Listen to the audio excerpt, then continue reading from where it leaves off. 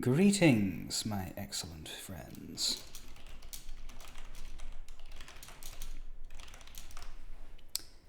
This could be the last Clair stream. We have the last dungeon to do. Now, I do have a strategy in mind that will allow me to skip the part where I have to actually learn this boss's attacks.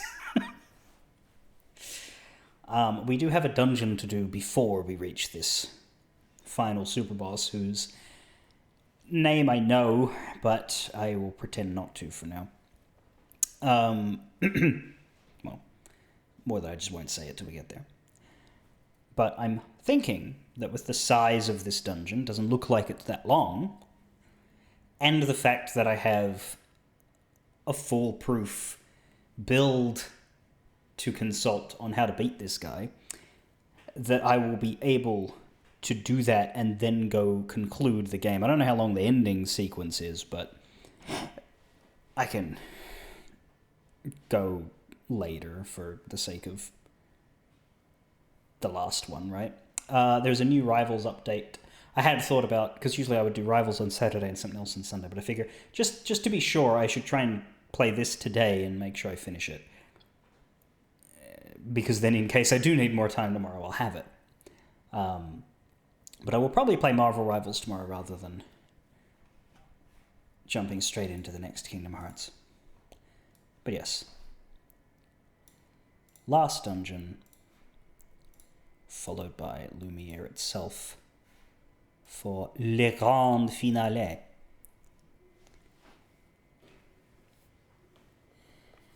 I didn't check the exact count of streams of this game, but I think we're coming in at in the mid-20s, so shorter than Kingdom Hearts 2.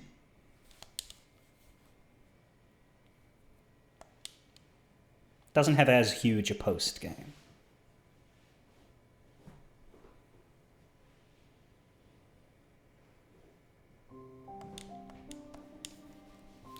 Oh, that's right. Fucking hell.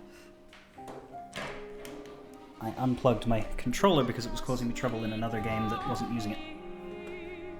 And then I said, now for me to forget that I've unplugged my controller until the next time I stream and I need to use it and it doesn't fucking respond.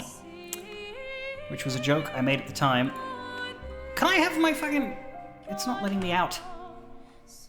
Where is the mouse? There's the thing, okay.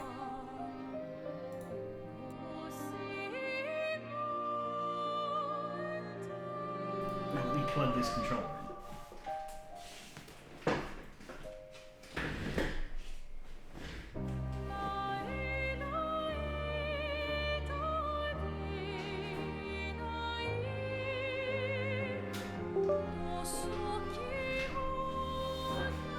Well, I heard a beep.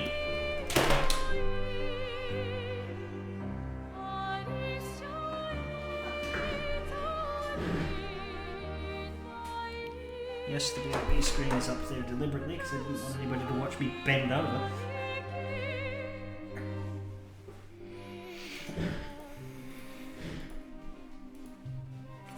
There we go.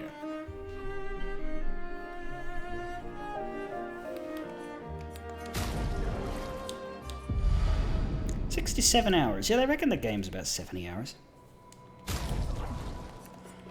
We do have only one level 99. That's Verso the douchebag. Who was it who said he looked like a douchebag? Was it Hark? In this outfit? I'm keeping him in it. I think it's funny. We could...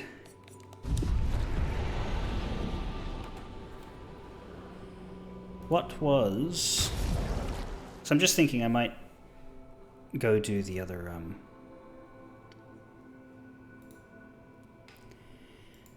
If I level everybody to 99, then any fight I do in the next dungeon will be experientially useless. But it was the Chevaliers for Stage 10, Fight 2.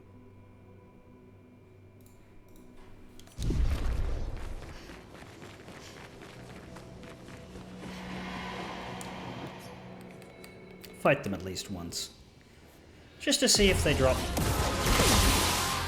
Let's carve a path. the same amount of EXP when you're refighting them.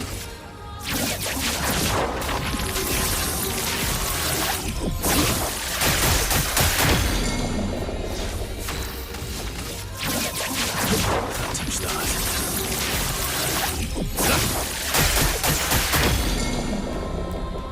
Shall we start by breaking the two who have an early enough turn?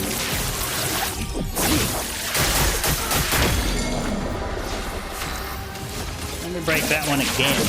Touch that. And then they die. Oh, shit. They don't give EXP anymore. Huh. I wasn't expecting that. Okay. You only get rewarded once. Alright. So what is the point of this area?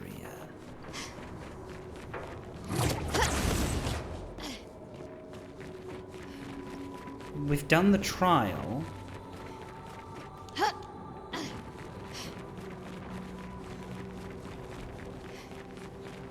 There's a whole grapple point here.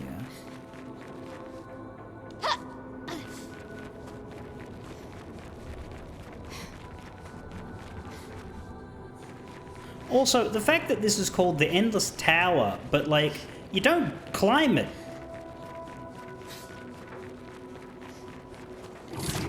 Like, it's such an impressive structure, but then you come in here and you just... It's just a single interact point at the bottom with 33 foot. Like, it's like they forgot to actually make it thematically appropriate. They had the idea, but then when it came to actually building it, they just didn't even half-ass it. They 1/10 arsed it. And it's not endless yet. Anyway, yeah, we could go to the Noirs to grind everybody to level 99. I don't think I need to, for any reason other than vanity and a sense of completeness. I don't think I'll feel a lack of 3 levels on these two and 2 levels in the others. I will keep Lune and Minoko in the main party for now because I reckon we can make do without them fighting regular trash.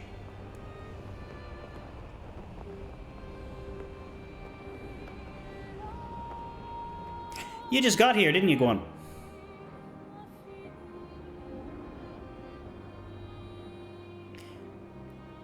Normally you're not the one...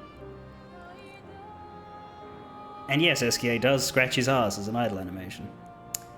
You weren't listening properly. Well... You're looking a little silly. Because you're asking me that right after the very first and only thing I did in this stream was to go to the trial select, go to 10-2, fight it, beat it, and then remark with great surprise when the game awarded me no money and no XP. Because, yeah, I fully expected to do it that way, but apparently it's not worth anything. Somebody said something about the underwater bits possibly respawning, but I think they might have just been guessing. Because the Renoir's drafts isn't underwater, so maybe think of it. But I don't think any of the other pockets come back for colors of Lumina.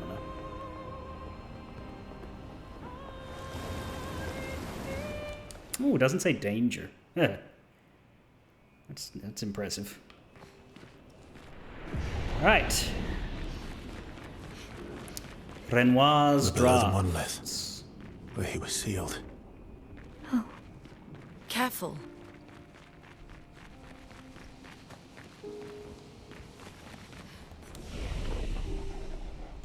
Entrance.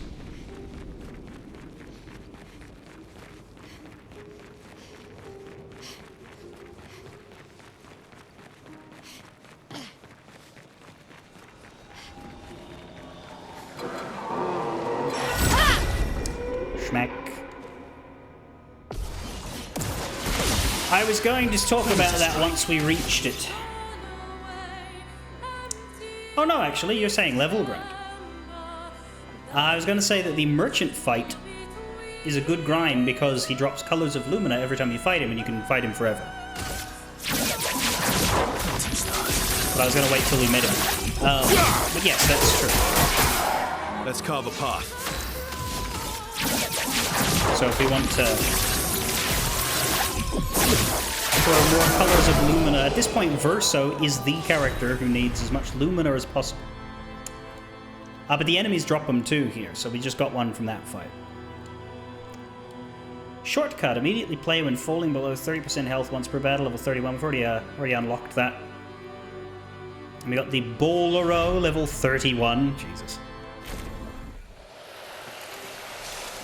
It is, look, it is kind of funny that we're just, you know, spam killing them. I wonder how much they intended for that to be doable. I think it's a JRPG or JRPG-like game tradition that you can break the shit out of it in the late game if you choose. However, one could argue that, you know, to really push the system to its limits, it should give you a great challenge in the last dungeons. It can.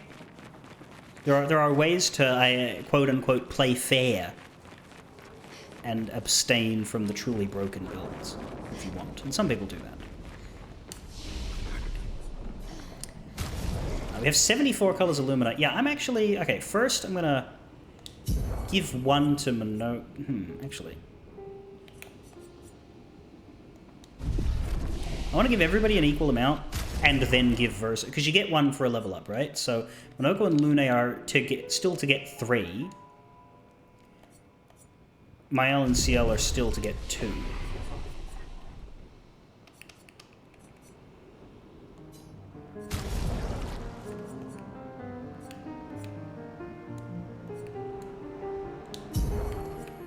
So 6, 7, 8. 7, 8, 7, 8, 6, 7, 8. That's correct. Now I'm just going to give 72 to Verso. The reason why is because he can use them. There's only one battle left that matters, and Verso is the character who will be fighting most of it. So, om nom nom, we're feeding all of our Lumina points to the wanker I don't like very much. And hello, Kiko! How are you? Have I tried trading the somber piano music for 80s saxophone solos? I would happily do that if the game allowed.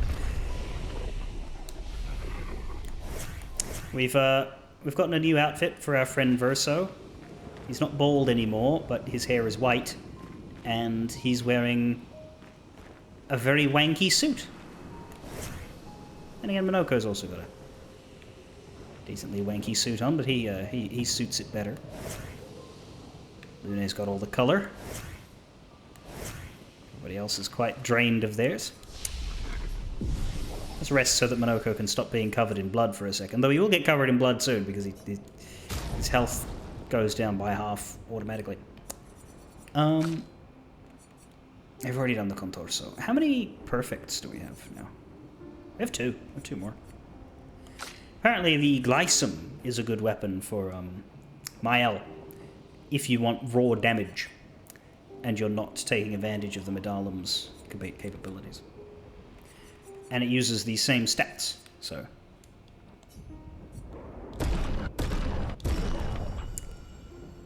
So it goes up to 11,390. This Medalum is just 8,913.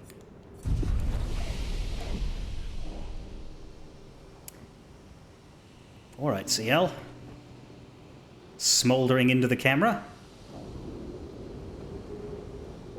Now she's looking away in disgust. This is because I rejected you, isn't it?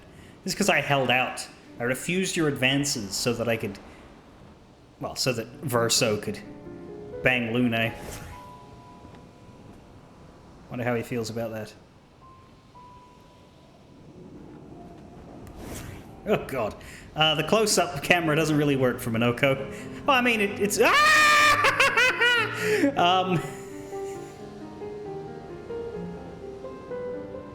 Stop that. Much better.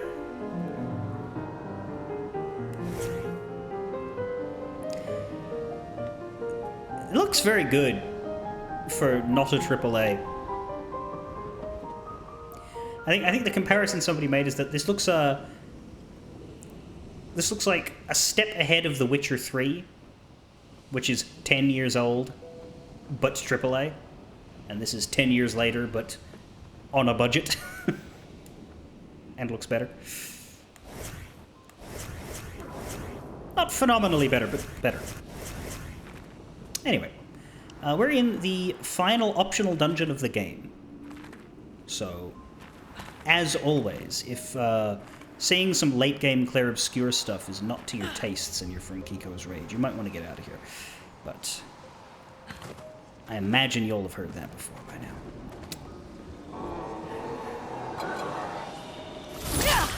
Well, that was a miss.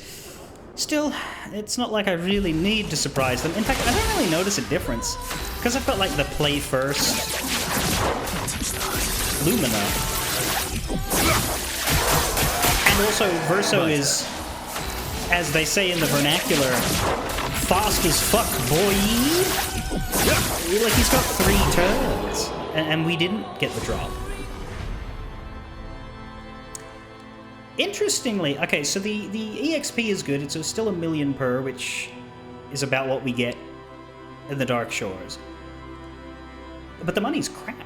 The money is half what we get in the Dark Shores. 2 colors of Lumina, though. So yeah, we're getting... This is the place to go to get colors of Lumina on repeat. And you can grind the merchant for it. Because of the... I think the reason the merchant grind is considered good is because you just fire up a new fight constantly. Rather than having to respawn them at a flag and run around and all that stuff. So I never really thought about the fact that all those battleable gestural merchants are battleable infinitely. It's just that the there isn't usually a reason to do that. Oh shit.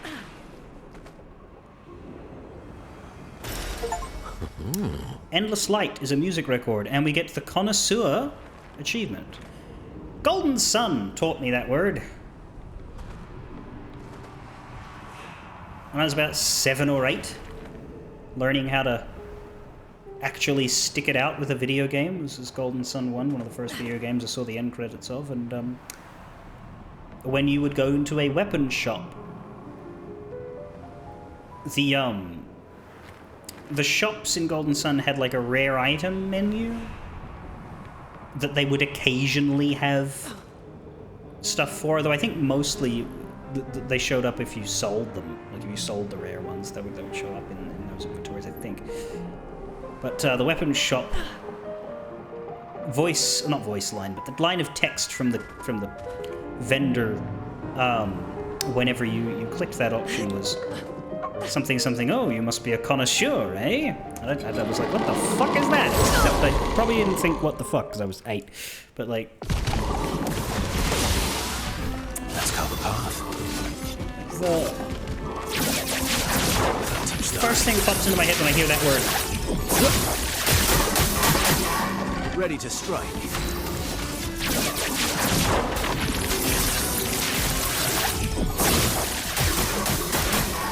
Let us stain them. I know that that's your thing, Lune, but let us stain them does sound a bit weirdo. Feel the embrace of Anyway, fire. go to hell! Go to hell!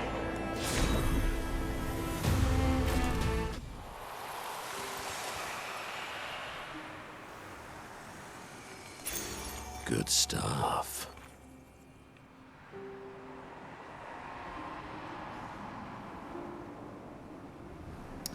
Quick break, goes to level 31.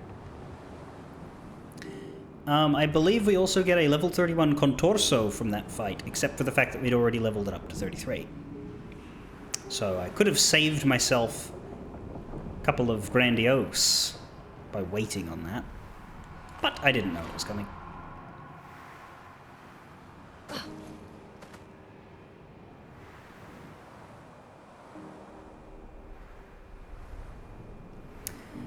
Squambush says, the JRPG standard is that the game gets broken over its shoulders at endgame, and the more choices you have, the more broken the peak endgame is. Yeah. It's... The difficulty question when it comes to balance, it's very arguable. Like, there's a number of difficulty questions, like, you know. There's the Dark Souls difficulty question, which is easy modes. Should games have them? And my answer is yes. But in terms of balance, and this is one that makes me think of Dynasty Warriors Origins, which had a weird approach to difficulty and balance, in that at the beginning, it seemed like it had difficulty levels for approachability, and I guess it does from a casual perspective. You can play through the game once on easy, and you can stay there, and that's fine. But through your first playthrough, yeah, you can play on the easy mode if you want to have no trouble at all. You can play on the normal mode if you want to, you know, have a solid challenge, and you could play on hero if you want to get your ass knocked in. But when you get to the end of your first playthrough, in order to do the rest of the story, you have to go into New Game Plus, and your level is too high for everything. And the difficulty levels don't scale. So all 3 of those difficulty levels get torn open, and hero becomes worthless. But at the same time, they unlock an even harder one that does scale. However, whereas playing the hard mode in your first run is genuinely miserable, playing the even harder mode when you have all of your late game powers becomes normal, and then even becomes easy.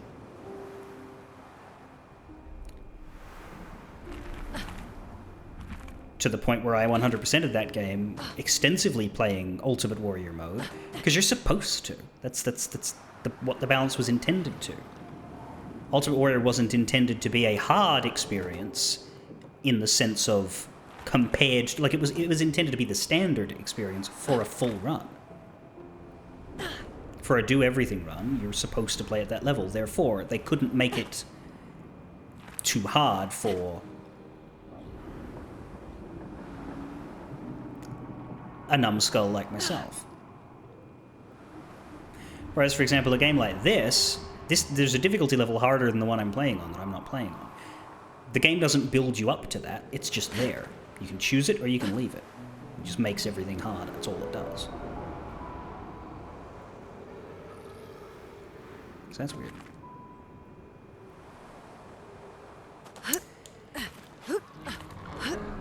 However, I wonder, with a build like the one I have, whether I would even feel that harder difficulty level. Maybe, maybe not. Certainly would in the early game. Which is itself, I think, strange. But also something that a lot of games struggle with. And that is, you would expect that a difficulty curve is such that the toughest things, and I don't mean the most statistically blown out, I mean the literal most difficult accomplishments to earn from a pure player skill perspective would be at the end. But because of the way power scaling and balancing works, a lot of games like this, your toughest... What was the toughest thing I did in Clair Obscur? Well, probably the first chromatic I fought. That's not good. That's not good. Remember that first chromatic I fought where it took me like an hour and we were like sitting there thinking, fuck, is the whole game going to be like this? Gav's going to hate this. This is going to be no fun. Remember I had my angry face on? Like... I guess the mime too, but only at first. Once I figured out what I was doing, not so much. Part of that was that you were unskilled. Yes, well that's the thing, isn't it? But it's awkward. It's awkward that the hardest thing you do in a game like this can be so early, and then it's all easier from there. But a lot of games end up like that. A lot of games have that quote-unquote problem, if you consider it a problem. Maybe you don't. I'm not sure if I do or not.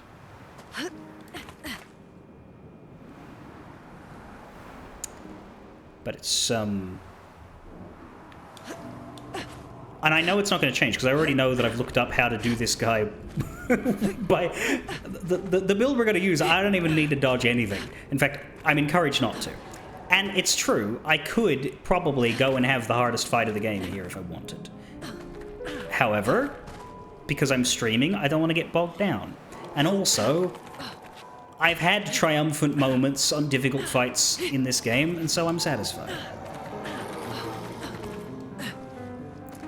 Because Golgar was also a bit dicey, and the Lune mime was a bit dicey, and...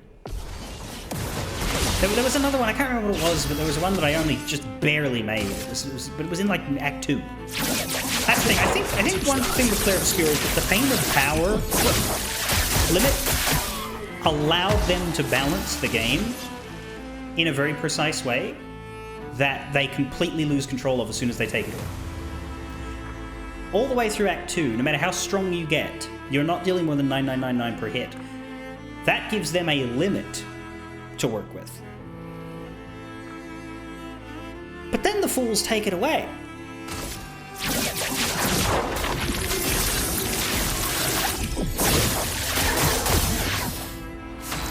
And they can't control anything from that point.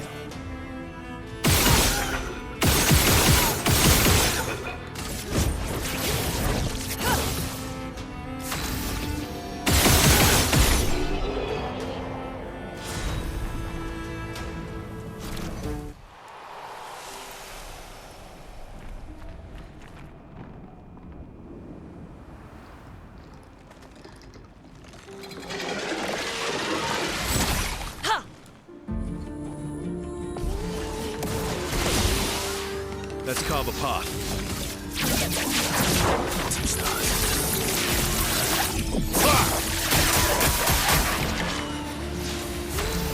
Like, you were able to... Like, the lore of the land in Act 2 was multi-hit attacks, right? Like, the... abilities like Per Se, which were very good in Act 1, because you were able to hit 9999 earlier than any other ability. But then, all of a sudden, a bit of the way through Act 2, you'll notice that Fury can hit 3 9999s, which is 3 times what Per Se can even hope for. And so Per Se becomes obsolete, right? Now, they don't give you Stendhal until Act 3, and there's a reason for that, because if they gave it to you in Act 2, it would be useless. It would be useless. It would just be Per Se that cost more and debuffed you.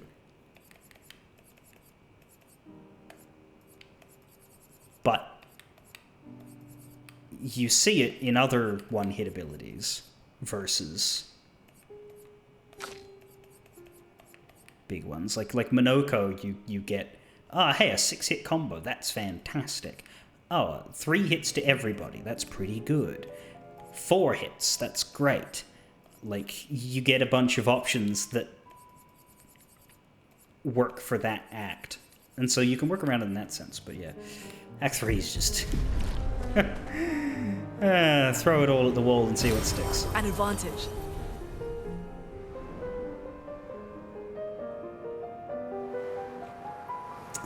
And the broken Lumina, yes.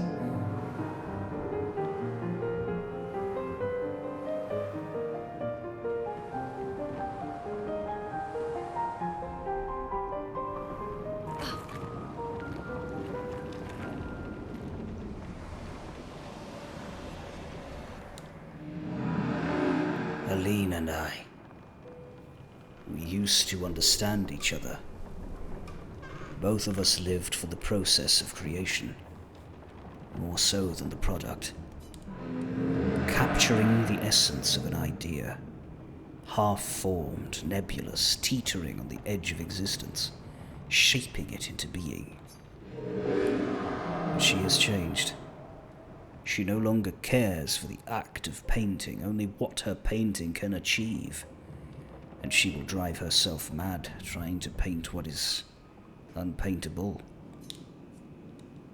Judging by these paintings, some might say the same of you.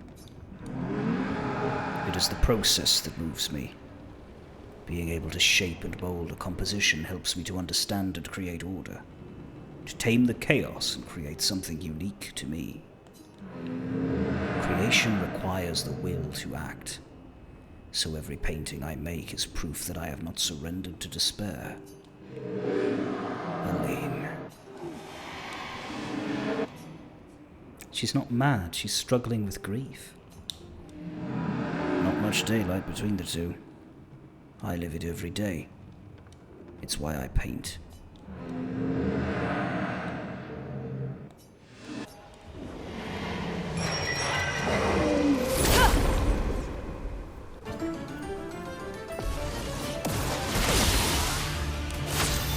Therapy!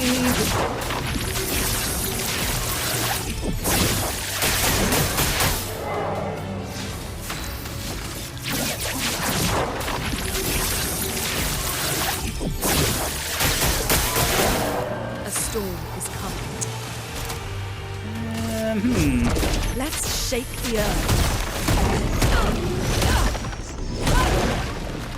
Violence. I should break you rather than deal a bunch of damage. Because you're about to have a turn. End of the line.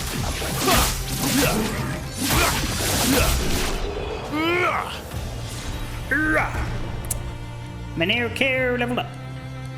Lune has a while to go, Jesus. Kralim level 31.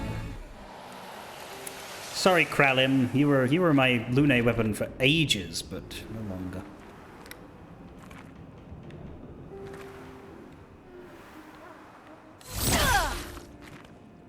Oh, there it is.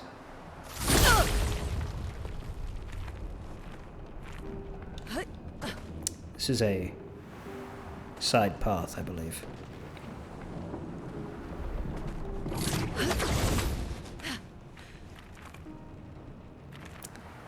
There is a boss-like individual over there, so let's bring in the A-team. No, they had therapy for women in the Victorian era. I believe it was called shoving them into asylums. I don't know that it was effective, but it was definitely what you did.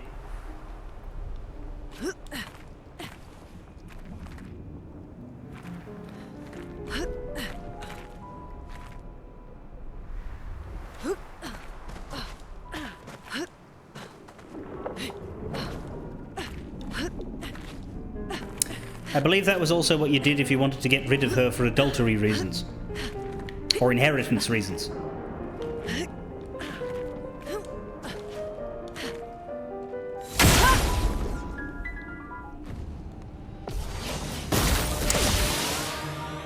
Chromatic creation. Phantom stars. Ready to strike.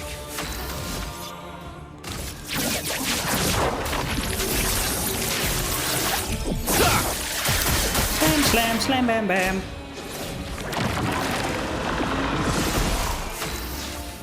Oh no, we're invaded. Phantom stars. Ready to strike.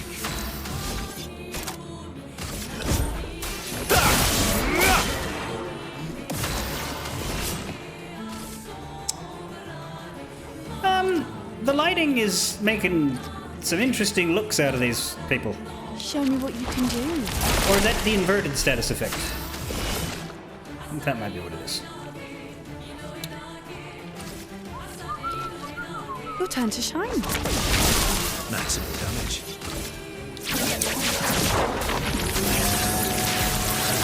Damage. My turn. Brother of max power.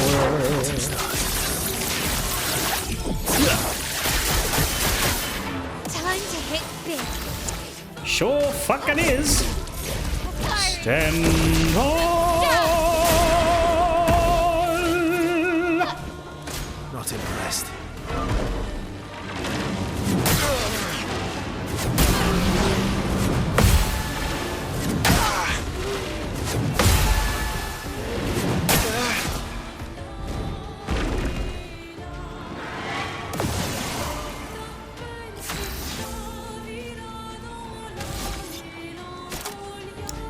that's awfully rude.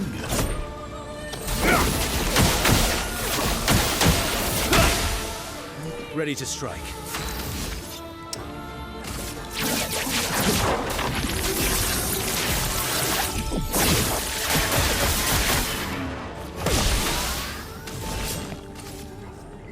Show me what you can do. Fill me in. Your turn to shine. Let's carve a path.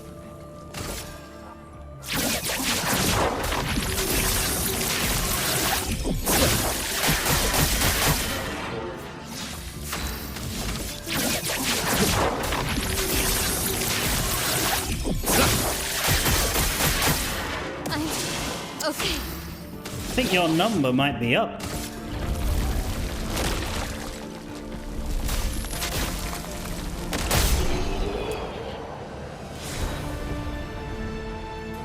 We get a perfect for that.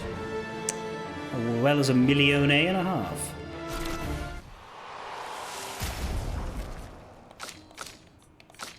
do want him. Let's just drink deep of the elixir of life there.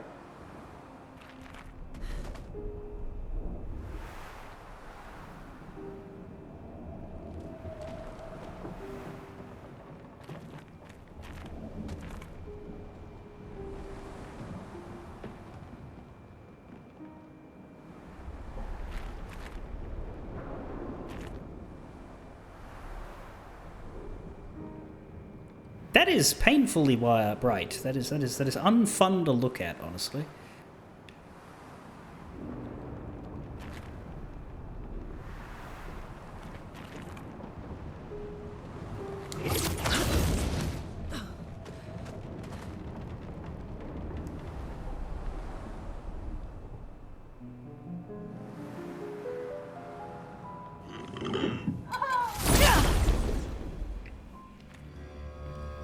Minoko just suddenly there. Phantom stars. Let's have some fun. Oh boy, do I need to do this? I think I probably could have just poked you a little bit with the tip of the sword to finish you off. Slam bam. Yeah, that is some garbage EXP there, unfortunately. What have we here? Who knows?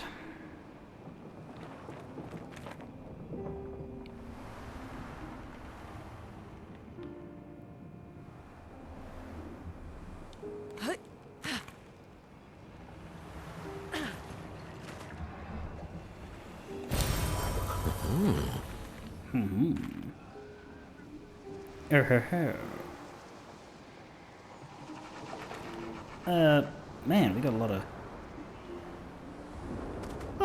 of ways to go here, but let's kill the things I can see.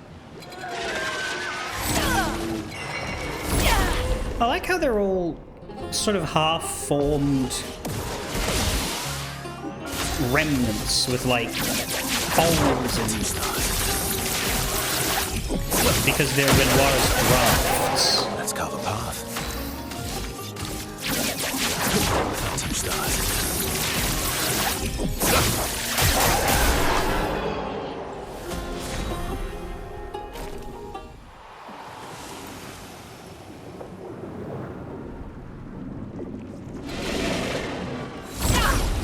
We just fought a chromatic of these. Now we're fighting 2 of them, but regular.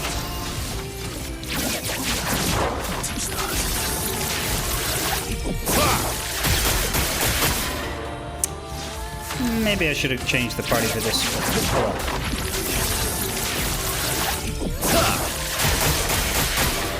Let us stain them.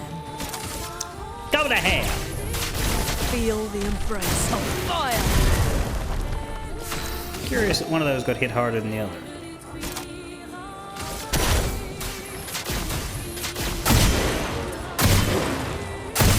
Man, that hit hard. Not impressed.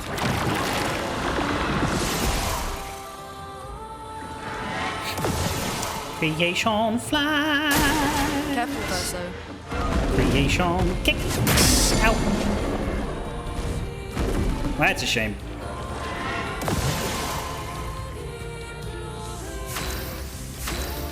Oh, but cheater still works.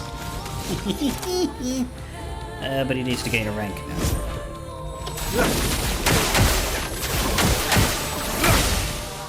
Chroma is flowing.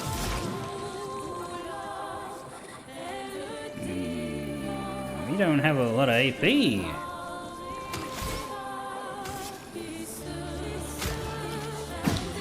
Sweet taste of battle. And you have a bad mask combo. But, guess we'll just burn you more.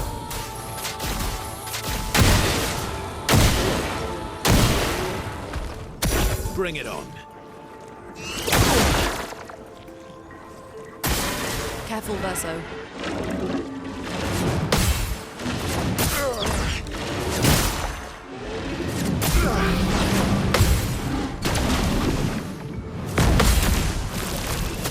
Bye.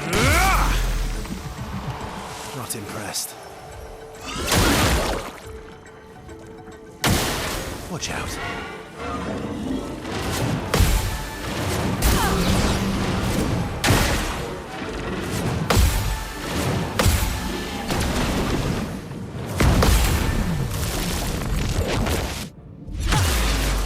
Not bye.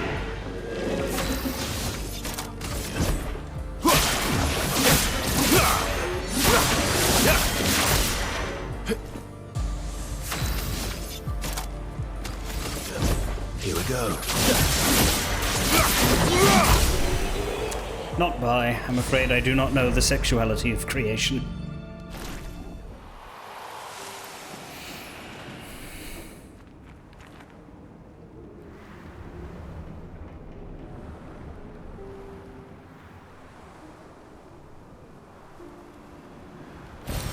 Nice.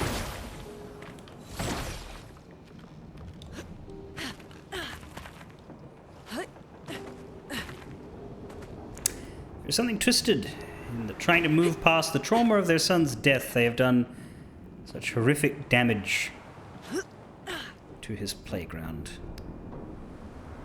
Yes, well. Adults. You know? Oh, look, a buggering another one.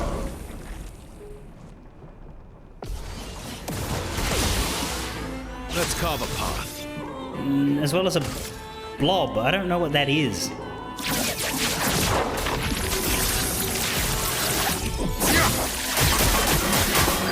Might have.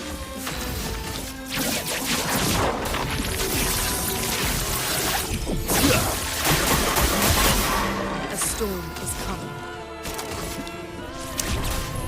Go to The hell! embrace of fire. Whatever the blob is dead.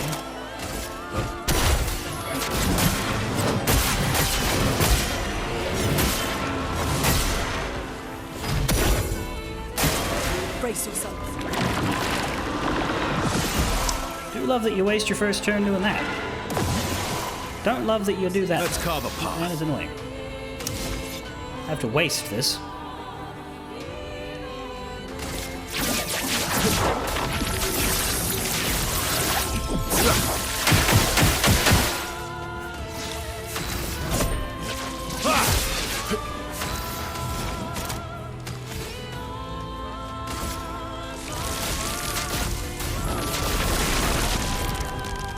Time to bleed.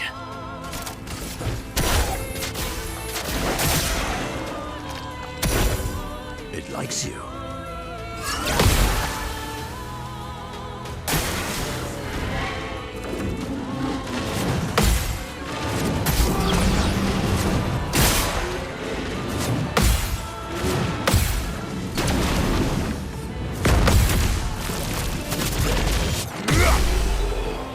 I don't know when it was supposed to take lightning damage. That ability's weird.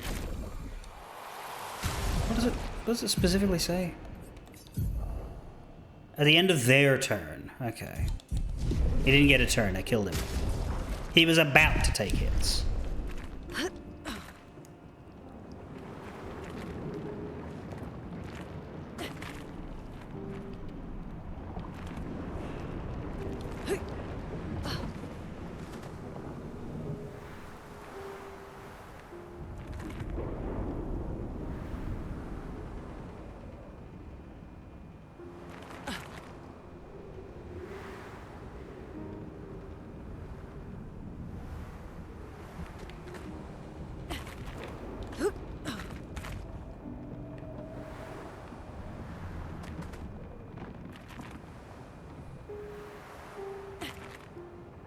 somewhat lost now. I did get second chance level 31, so I killed that. Then it says, check near dead contortionist on the lower level for the color of lumina.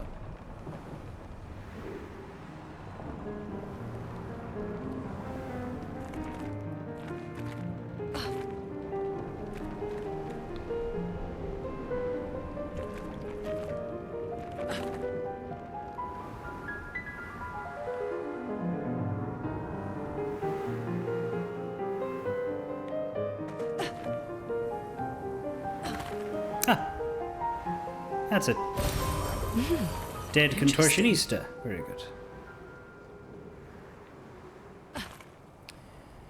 So now we have a light rope there. I think this is just scenery and not something we're meant to ascend. But we do have a ramp over here. It leads to a flag. And we have a ramp there that leads to a grapple.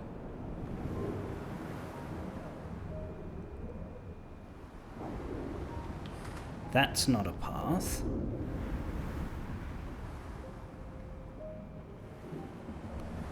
That's the way back, and the two paths underneath it are just looping around for each other. So those are cut off. Right, so yeah, the light rope, the building here, and then that ramp is presumably the way forward. So let's do these two sides first. Oh, hello! It's the final merchant! Ba-da-da-da, ba-da-da-da-da, ba-da-da-da. Growl! Being a merchant is not my usual gig, but I was looking to train my core. You want to be a merchant? You gotta get jerked! This motherfucker does not want to sell me shit! It's a good thing we don't have to fight him once for every single item on the list. However,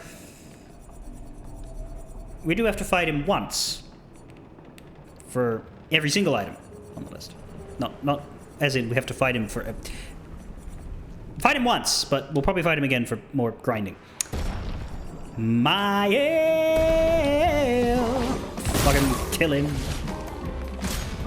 No, actually, so might be better here, because there's 3 of these fucks. I keep forgetting that the merchants don't play fair anymore.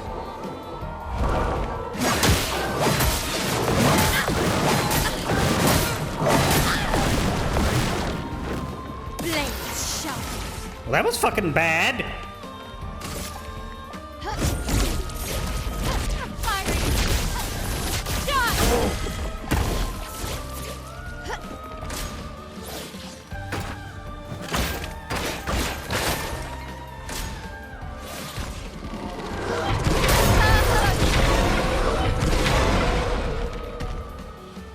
Let's spill some ink. Yeah, I mean, that sounds nice. Oh. Flames. On me. Let's dance. On me. Ready to go. Ready to go. Ready to go. Good.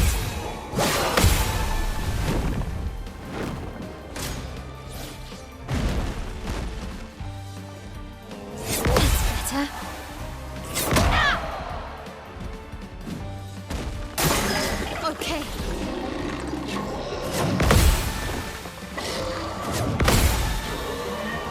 Ready to go.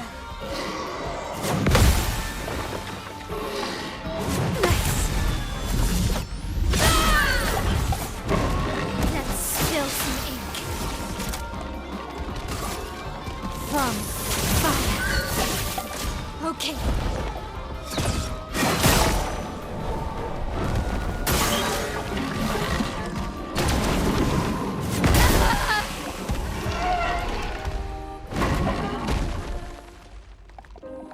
Well, he looked like he was rearing up. Okay, Verso, how about you try it? Because you can do the whole everybody at once thing.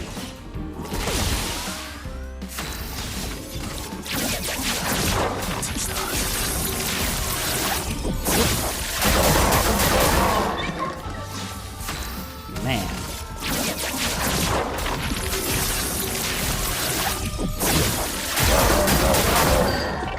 Not impressed.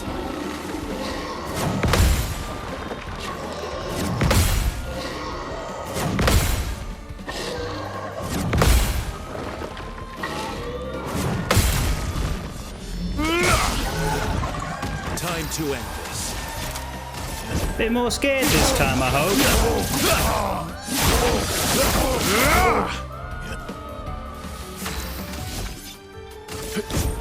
Here we go.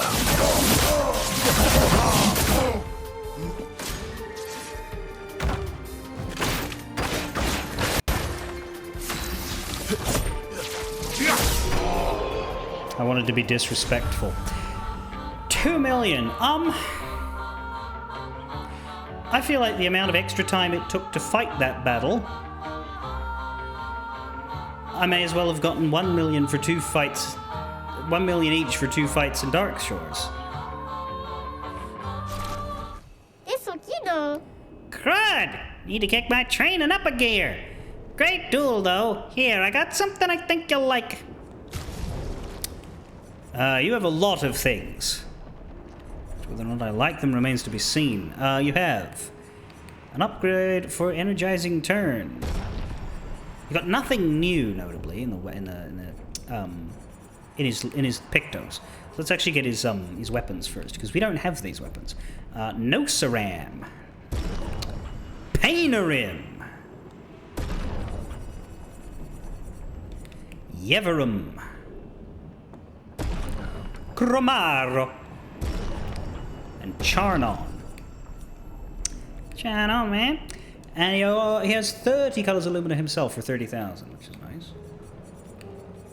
But can we afford all of these? I don't actually know. There's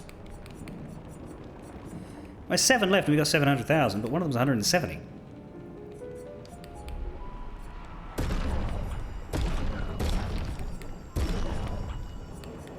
No, we can't.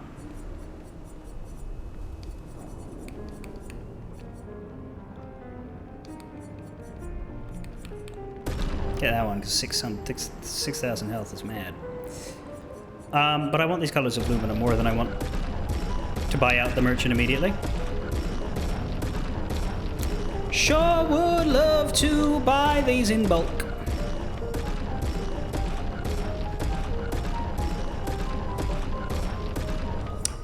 And yeah, we can fight the merchant indefinitely for colors of Lumina if we wish. I don't know that I wish, though. That was painful.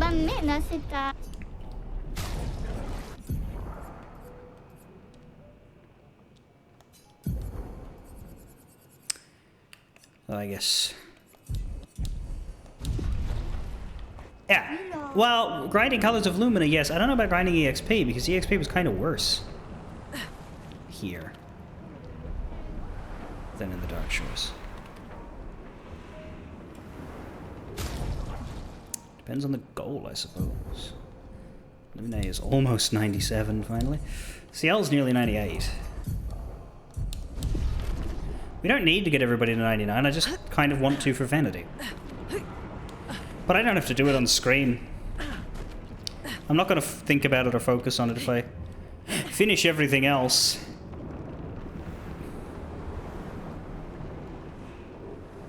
We'll take a look at what the EXP totals are then.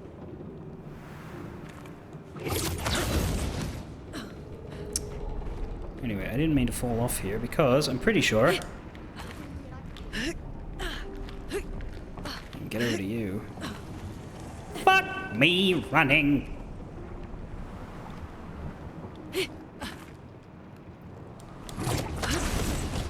I guess we could fight the creation shit.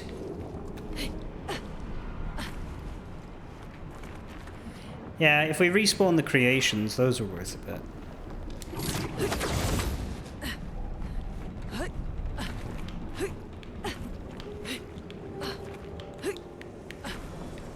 Why would you do that? You didn't roll in any of the other bloody jumps, and it was the same jump every time. If you're gonna fucking fuck me over like that, do it early.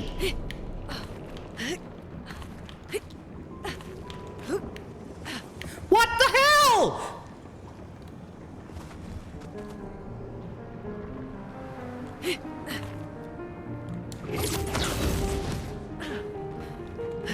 No, no, no.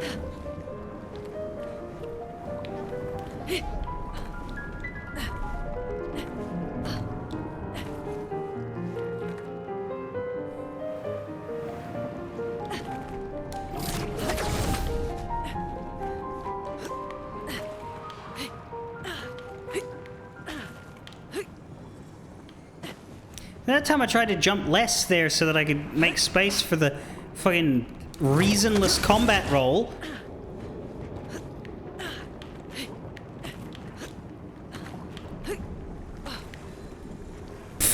Why do you do? Is it height? Is it that there's a drop on that one, so like it automates a roll to simulate protection from damage? I think that must be it. But like, how do you deal with that? Every single time she just fucking piffs it off the side!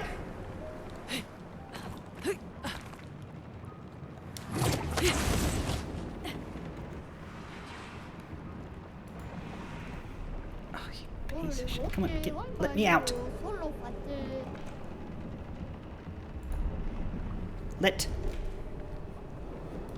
Why can't I do it when I'm not in the menu? Here. Thank you.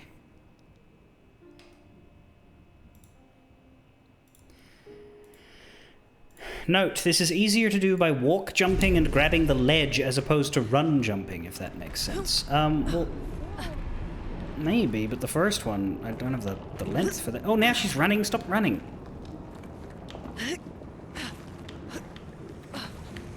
For God's sake, girl. See, it's doing that thing again where you can't toggle run off unless you're actively running when you press it. But I have to run to reach this first one. There we go. Now I'm actually walking. There we go. Okay. Never the fuck shall I mind?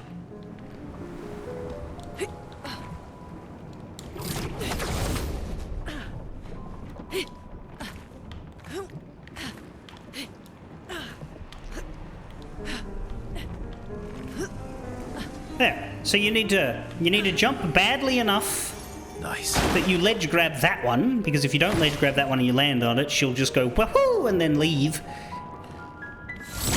But not so bad that you fall, because you need to jump with a run on this one or you won't make it. Anyway, charging critical, level 31.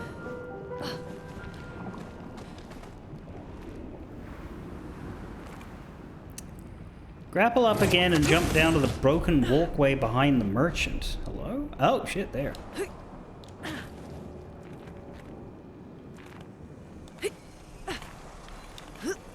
Fuck!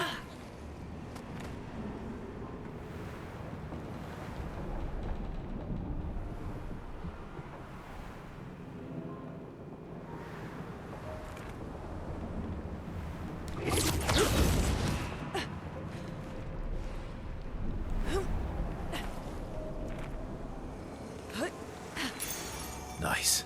20% of a gradient charge and applying a burn.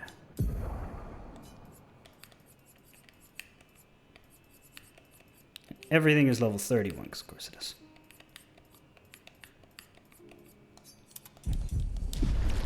That one is actually new. I wasn't aware there were any new Pictos left to get. Right.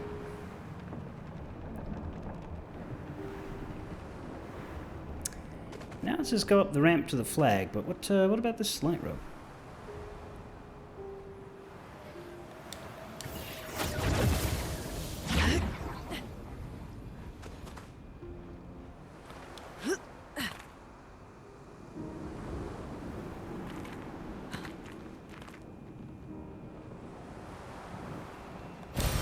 An advantage. Right, the...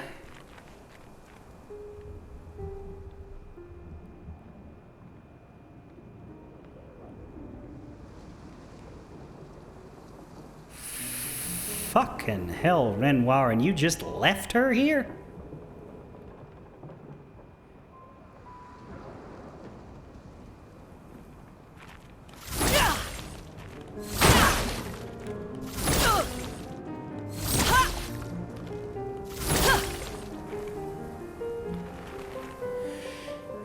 The guide does not tell you about chroma catalysts for some reason, so that's why this area just was skipped.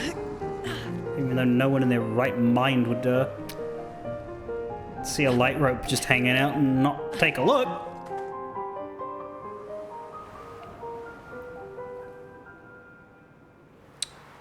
But anyway.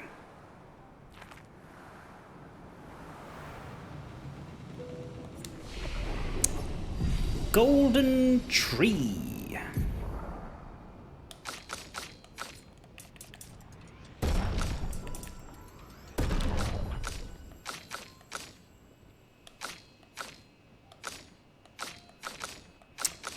And a bit more might for Maya.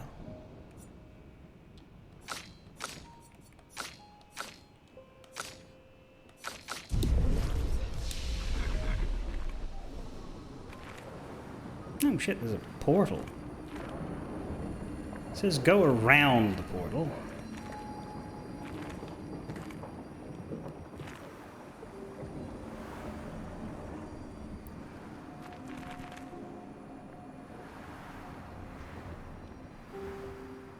We want none of that shit just yet. Grapple up.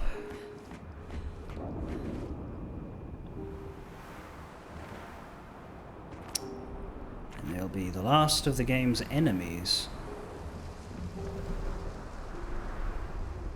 And the last of the game's secret paths. Not another Velir.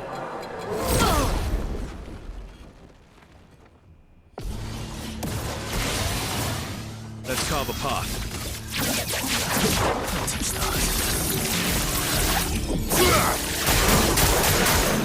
My turn. No, it is time to bullshit our way. Well, technically Verso is going to suffer quite a lot in this situation. Once you see the nature of how this build works and what it requires of him... Let me just say that these are those consequences that I was looking for. So I'm quite jazzed about that. But I'm not going to have a hard time at all. In fact, I'm going to be laughing. At least I hope so. It's probably possible to fuck up. If anybody known was going to manage to fuck it up. Let's carve a path. End of the line.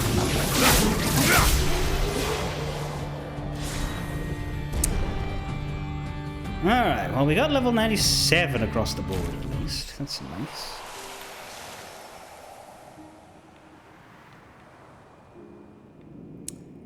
And then through the end of here... is what? Oh. It is this way. And there, all the enemies are back, including the creation double fuckerants. It's Pictos upgrade for Rush on Powerful. Verso needs 3 battles to finish off the charging burn Pictos. Every other Pictos in everybody's hands has been worked through. Does that include all of them?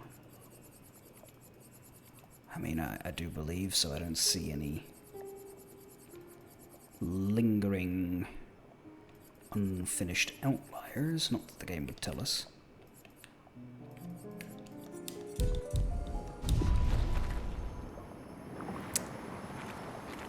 So let's dodge that portal again, but we're done. All that's left is to go through that portal and say hello to awaits us in its depths.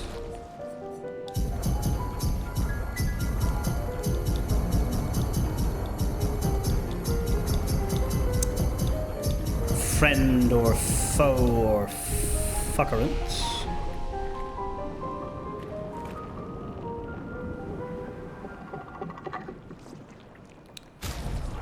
For now, let's fight 3 times and get this done.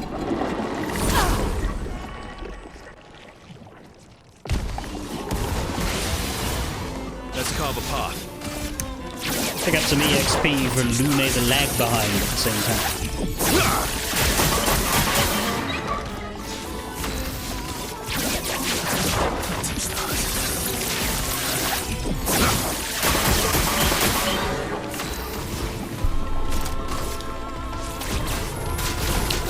Go to hell! Go to hell! Sweet taste of battle.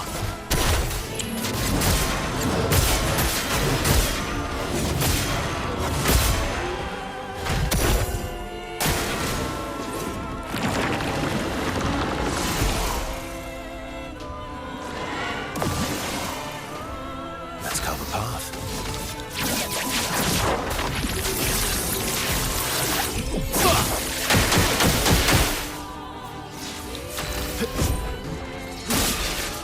A storm is coming.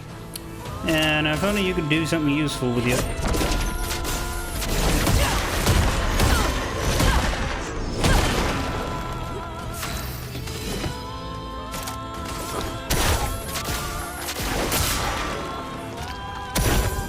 Brace yourselves.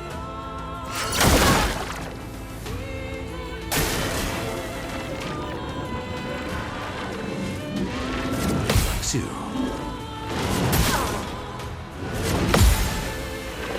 Let's carve a path. Fuck!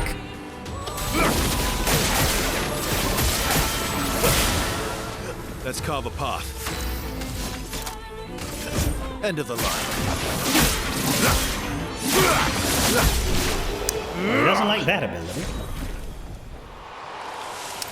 La la la la la la la la la la la.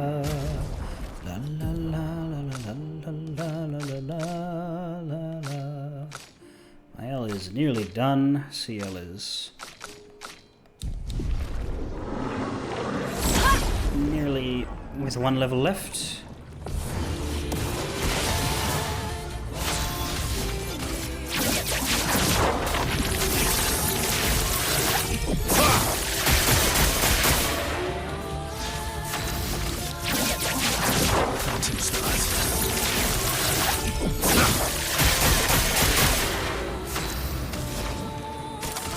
Feel the embrace of fire.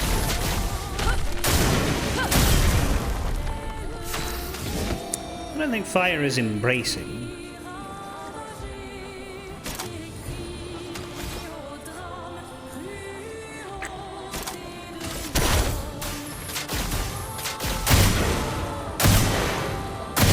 Man, that hits him hard. Careful, Verso. What about me? Eh. I'm ready.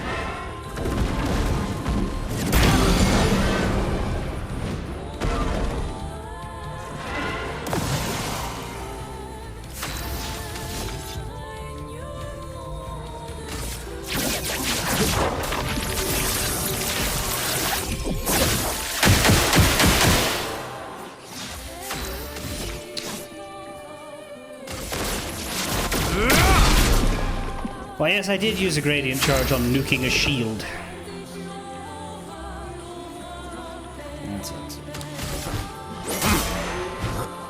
Brace yourselves. Watch out.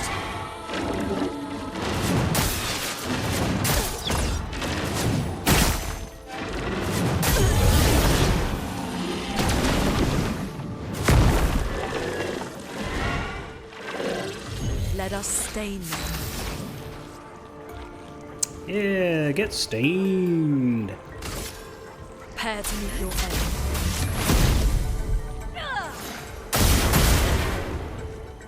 Just try it.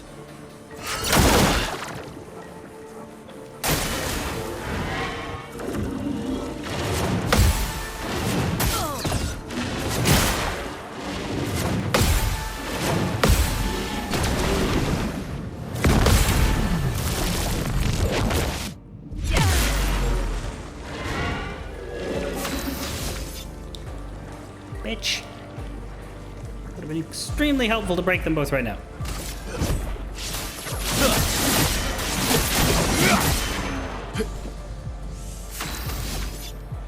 Ah! Your existence ends now.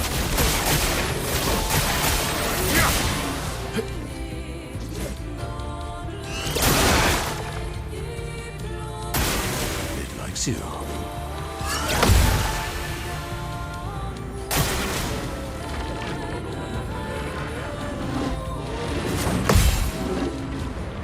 Incoming. End it. Thank you.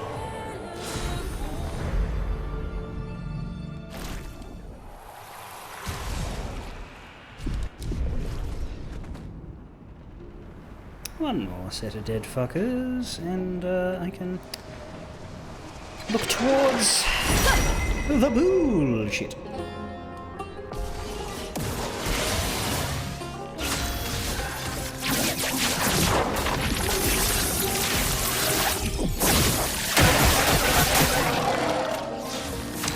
Oh hey, this fight's easier than the last two.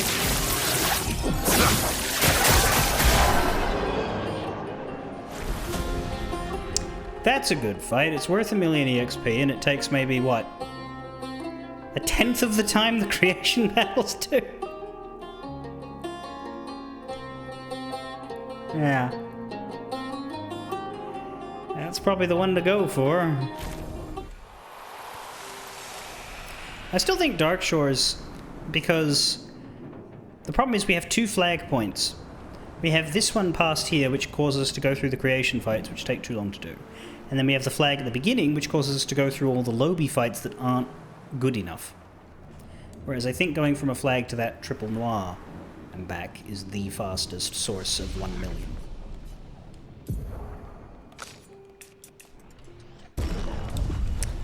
But anyway, it's time to prepare our man Verso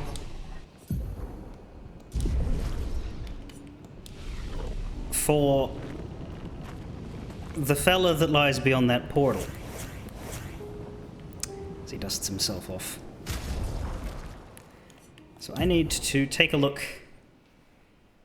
at a YouTube video showing me the key lumina for this. And also the,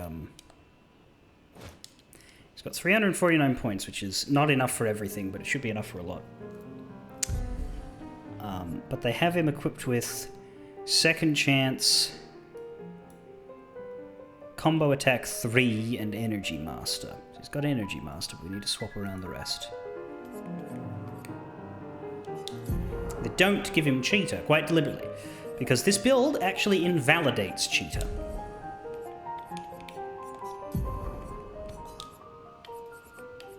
So let's swap it for Miles' Second Chance.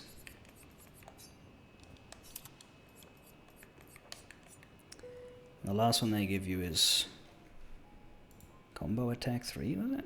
Yeah.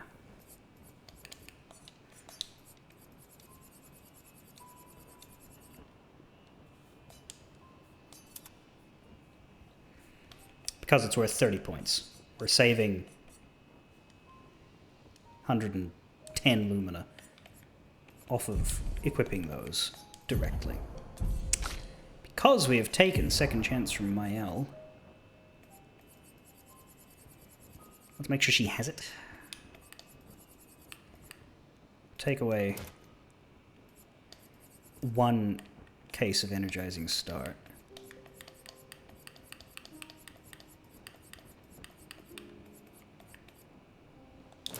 Maybe get rid of Breaking Counter. Mael is our backup plan, I believe, in this battle. Or rather, our final blow deliverer. So she does need to be strong as well. But I don't think that's a problem with Stendhal, right? It shouldn't be. Or with Gommage, rather. Which is what we want to use. But the core of this build. We have Auto Death. Breaking Death. Burning Break. Burning Death. Charging Alteration. Actually, let me go over what they do as we go down this build. This is not my build. This build was posted by Alpha Seagull. So, Auto Death. Die on the start of the battle. Sure. Fully charge the enemy's break bar on death. That's important. Burning Break. Apply 3 burn stacks when someone breaks. Burning Death. Apply 3 burn when you die. Charging Alteration. 10% of a gradient charge when you apply a buff once per turn. Charging Burn. 20% of a gradient charge when you apply burn once per turn.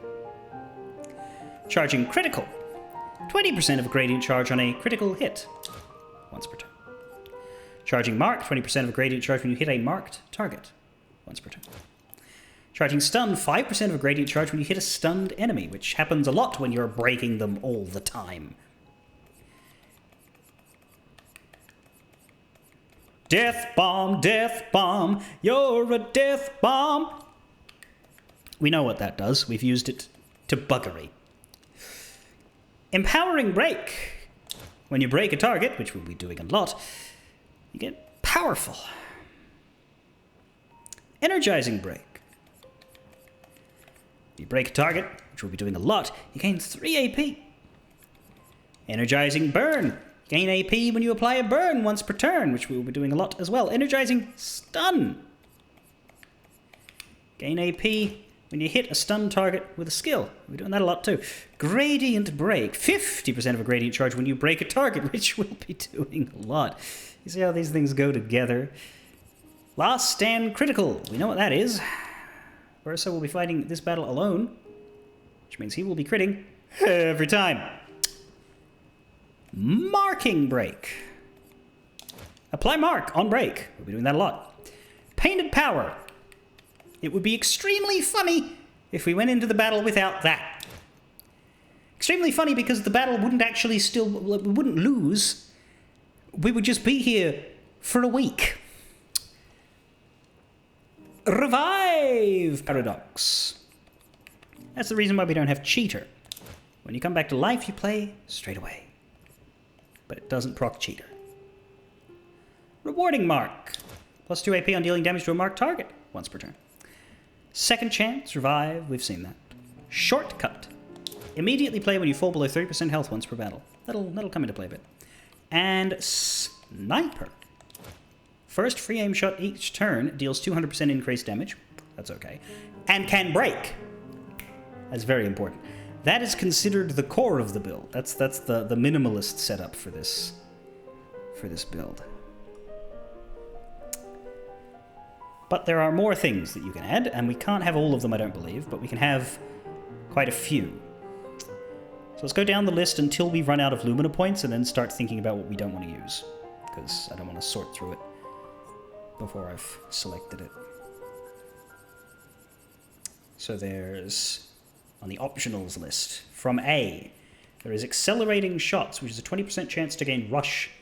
And technically Energy Master and Combo Attack 3 are on the optionals list, but I've grabbed them anyway because I have extra points. So that it, like the minimal list had you equipping, I think, Sniper and another one, but makes sense to equip the most expensive ones on the Pictos. So Accelerating Shots, 20% chance to gain Rush on a free aim shot.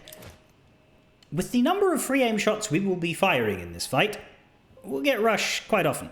Aegis Revival, plus 1 shield and beat. Why would you want that on this guy? I don't actually know why you'd want that on this guy. It's my understanding that this boss steals shields from you and puts them on himself. I'm not sure why that one's on the list. I'm going to leave it off because I know I'm going to need to leave off some things, and I may as well leave off the one that feels bad to me. Right? At death's door, deal more damage if your health is below 10%. Well, that'll happen a lot. Augmented aim. More damage on free aim. That's good, considering what we're doing. Augmented attack. More damage on base attack. I don't know. Might get rid of it later, but we've got it for now. Auto death. Breaking death. Burn affinity. More damage on burning targets. That one's just flat helpful. Burning break. Burning death. Burning mark. Apply burn on hitting a marked enemy. It's even more source of burn. Cool. Costs a bit though, but we'll take it for now. And burning shots. 20% chance burning on a free aim shot. That's nice and cheap. Charging attack. 15% of a gradient charge on a base attack. It's not required, but it's on the list. Charging burn is on the list. Critical, mark, stun. Combo attacks 1 and 2. So this is just increasing your base attack to extra hits. Let's grab the first one, leave the second one, not spend 20 points on that. Confident fighter, more damage but can't be healed. We're not going to be healing at all, so more damage is good. Double burn for 30. Does sound nice. We've also got double mark as well, but it's expensive.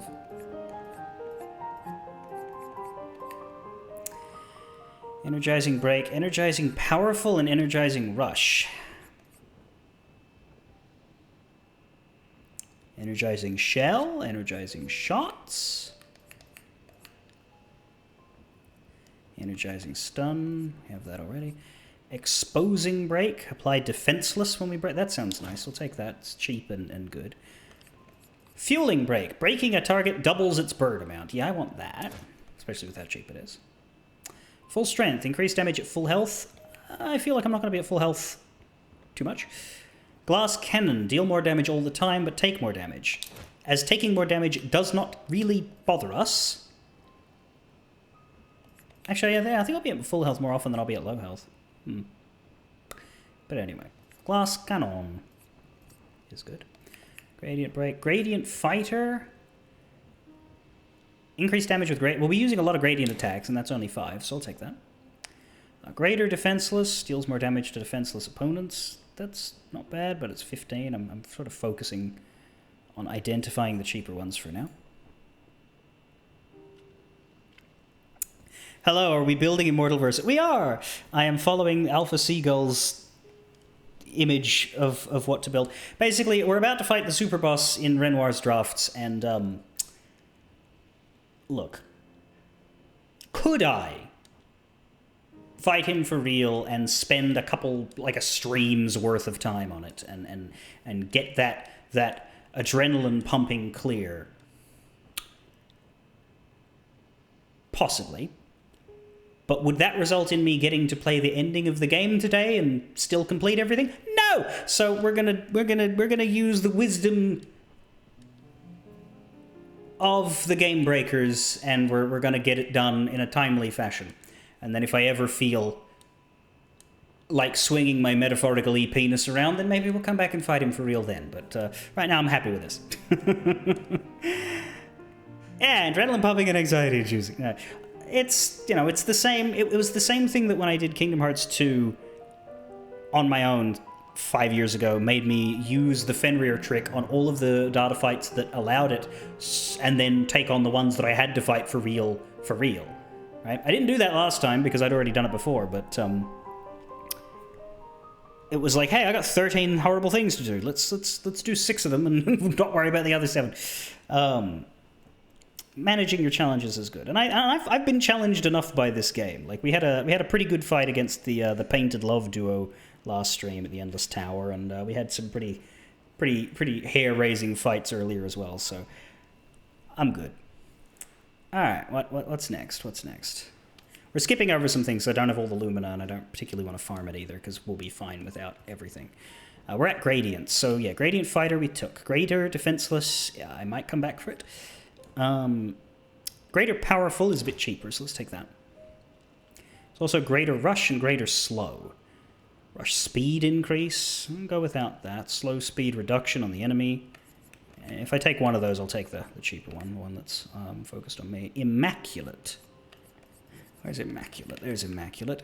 30% increased damage until a hit is received. I don't think that's worth it. I don't think that... Because we're going to get hit a lot. We're going to get hit a lot. Longer burn might be worth it. Marking shots. Yeah, that's helpful and very cheap. Piercing shot and powerful shot. Piercing shot is 2 points for more damage on the shots, so that's good. Next one was powerful shots. 20% to gain powerful. I'll take a 3. It's also protecting shots, which gives you a chance of shell on it. Why not? Revive paradox we have. Rewarding mark we have. Roulette is recommended. Really? Does that work out on average to good? Every hit is a 50% chance to half or double your damage. If half of your... Does that work out to good? If you hit 10 times... Yeah. Yeah, no, it does, doesn't it? Because if you punch someone 10 times, and each time you deal 10 damage, you've dealt 100 damage. If you hit somebody 10 times, half the time you deal 5 damage, and half the time you deal 20... then those 5 20s are the 100 damage you would have dealt in 10 strikes. However, those 5 little hits are on top of that. So yeah, you deal 125. So that is a damage boost. Unless you get unlucky. Don't mind me doing maths live on stream to prove to myself that my chat is correct. But Shield Affinity is an interesting one. Because again, yeah, what I understand for this boss is that he steals your shields and uses them. So my leaning was to don't do anything or apply anything that will give me shields and just not interact with them at all. But I guess it works out. If you're hitting him a whole bunch of times in a row. Like if he's got a shield on him because we're shooting him, it just means one shot won't go through. Solo fighter is an obvious one because we're going to fight alone. Slowing break. Apply slow on break. Sure. Stay marked. 50% chance to apply mark when you're attacking a marked target. Is that it? Or is there more? Yeah, there's one more. There's one more. Stun boost, more damage on stun targets. We're breaking a lot, so we'll do that. Versatile. Yes, sure. And I like warming up. We'll take warming up. That leaves us with 30 points to think about the ones that I left behind. So we can get 2 15ers. I guess full strength makes sense because you revive with full health. And we're going to revive a lot. And I can either take a 10 and a 5 or another 15 that I skipped over.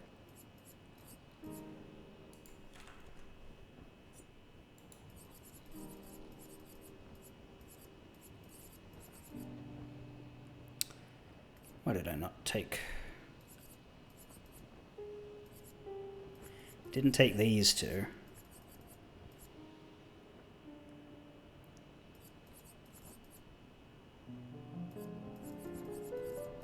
Did I take Confident Fighter? I did.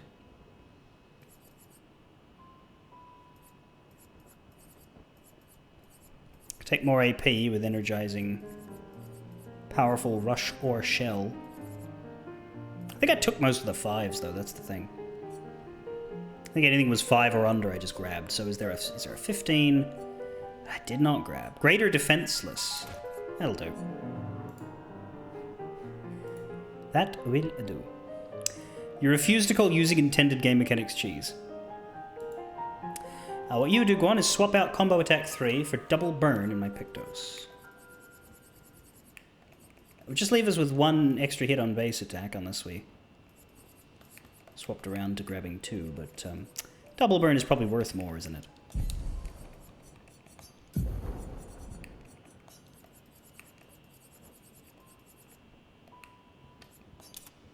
There we go.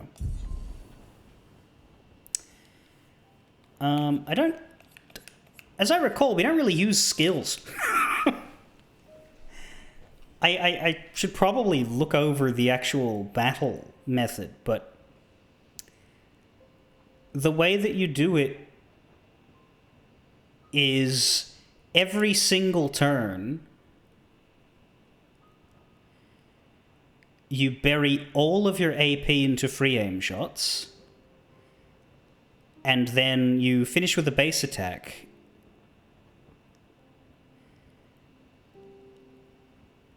Unless you have 3 gradient charges, which you're hoping to get as soon as you can, in which case you use the gradient attack.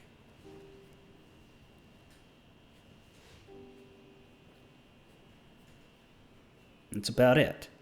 You don't use skills, like, at all. And I think the only thing I need to worry about is that I want to build up 3 gradient charges. When he's about to do his party wipe that I can't avoid, if he's going to do that at the end of the turn, I don't use the gradient charge, because then I want to save them from Mael, who comes in clutch to finish the fight after. So I just need to pay enough attention to his health bar to not fuck that up, which is very fuck-upable, I think. In fact, I probably will fail the first time. Also need to swap his weapon, but we'll get to that.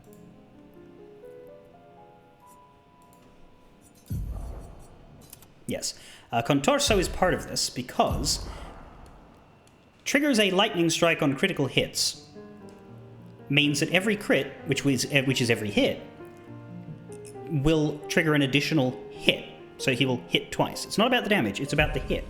Because all of the Lumina that we have makes us build gradient charge like crazy on every hit.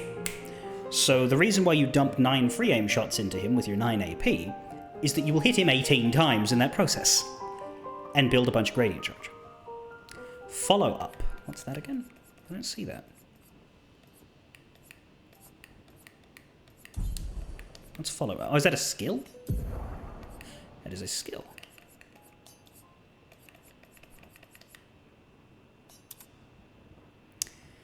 Medium single target light damage 1 hit. Damage increased for each free aim shot this turn.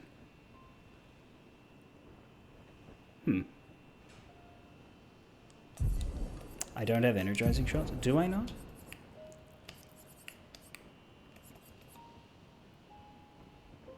You'd think that would be the one I would go with. Let's go with that instead of energizing stun. Is that not on his list? Or did I skip over it? Somehow.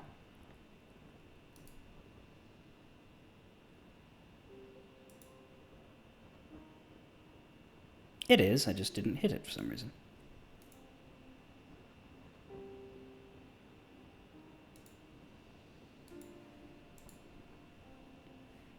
But good shout. Alright.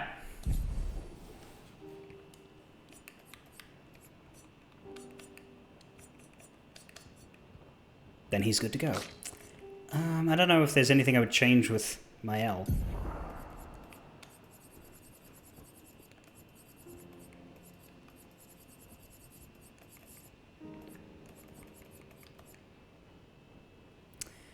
She gets the augmented first... Yeah, the ideal is that she only hits once. So augmented first strike will hopefully... And I don't believe we can make her alone, because when we send in the back... Actually, how do we make sure... Because when we send in our backup team, it'll send in 3 people, right? Does it let you pick? I've never actually had that with 4.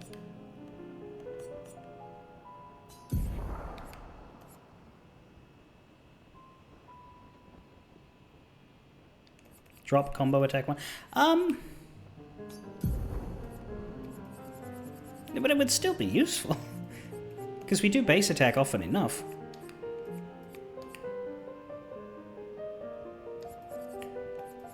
Or is the intention to drop it down to 2 AP and then use the last 2 AP on follow-up? But it's only 1 hit.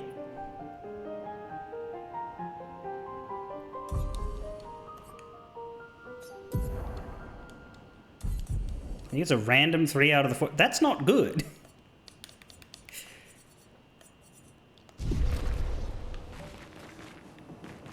Well, let's see what happens. It's not going to take all night to fight him, so worst comes to worst, we just roll again. Tell you what. If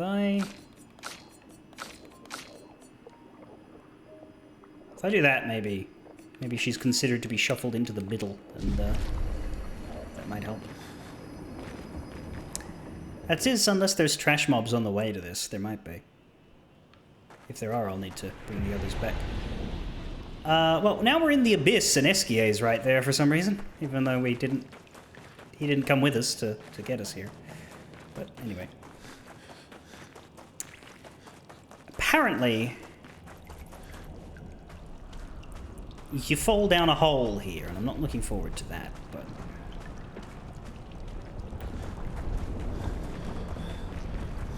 Jesus!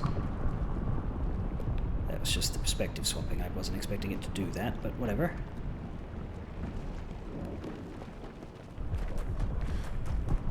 Don't know why it felt the need to do that, Maybe but we should turn back. only for a little. I sense something powerful down this path. Don't you be a coward, you're the one who's... Thank you for the follow. Don't you be a coward, you're the one who's gonna bloody work on him. Let's go. You're immortal, remember? Yeah, so we have to fall here, and I don't like that. Oh, fuck.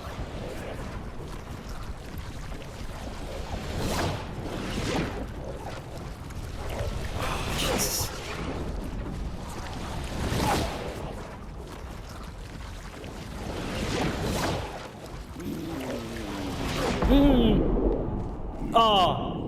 Oh, fuck. Jesus Christ.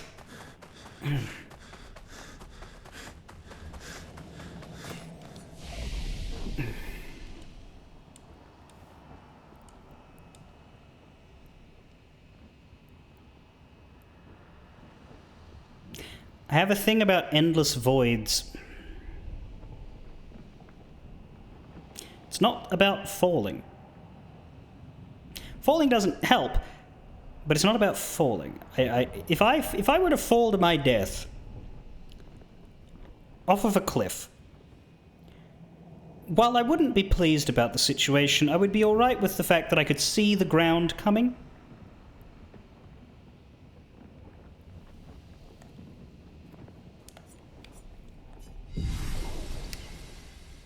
I don't like scenery-less vortexes.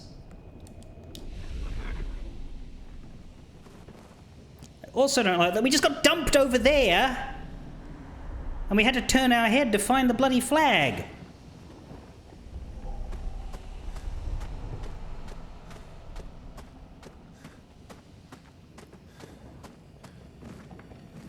Well, there's the last journal in the game. And Braska's final asshole sitting on a chair waiting to fuck us up.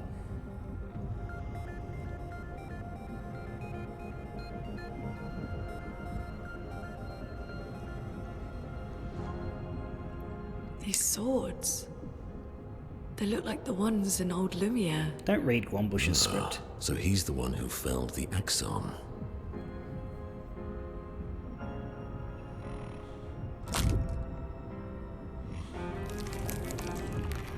Simon.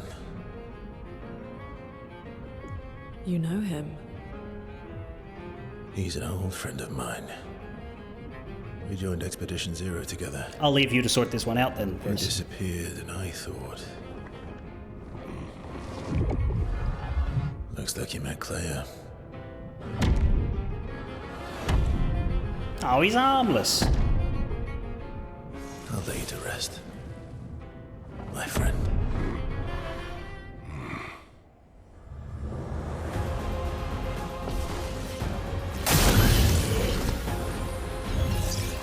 Don't die next time.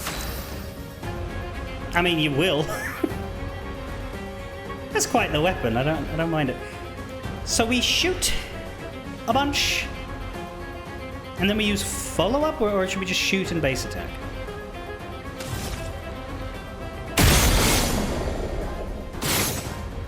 Oh, I missed. Don't do that.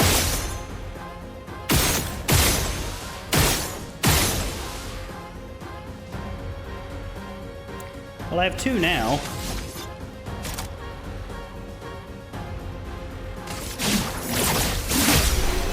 Oh! Well, that That was easy, everybody. Looks like it's over. He didn't even get the chance to use his super scary bastard attack. We're fine. Everything's good. Nothing to worry about. Let's go home. Easy, boss.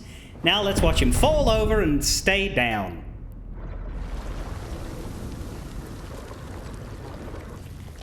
My love, these foes are beneath you.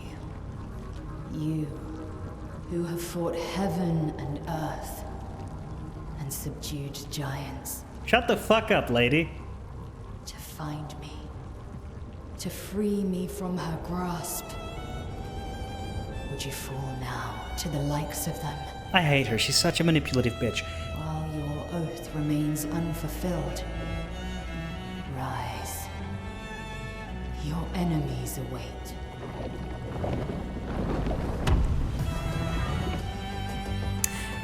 Well, shit.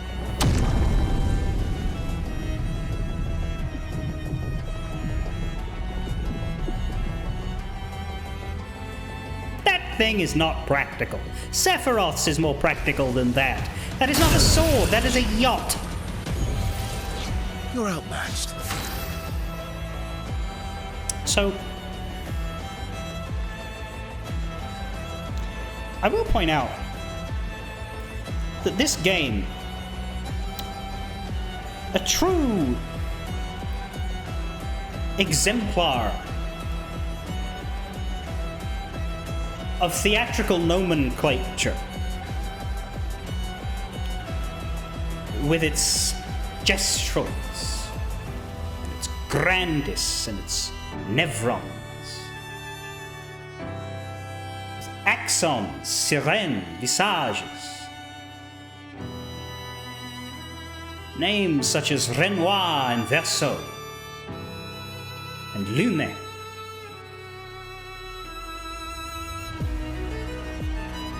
And let me just get Simon.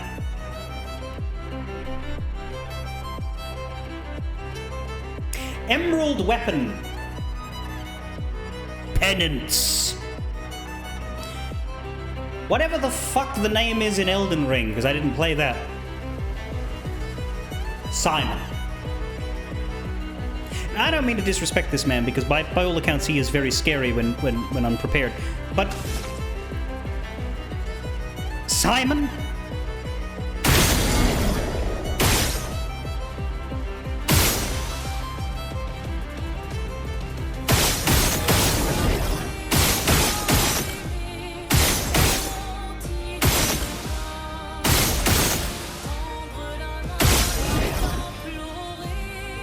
Anyway, we got the gradient now, which we didn't even get to use in Phase 1.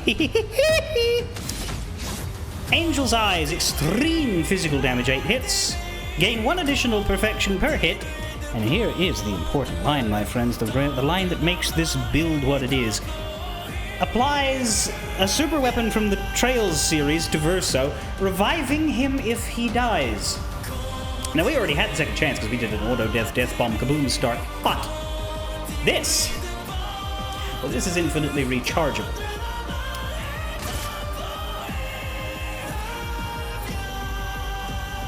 Keep unloading. Should I? But I'm already at 3 out of 3.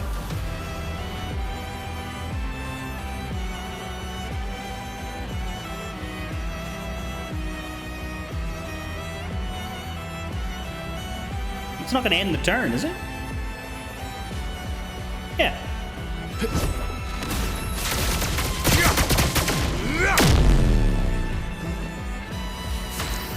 Boom shakalaka. I'm going to shoot him 3 more times, then do follow-up. I think that's correct.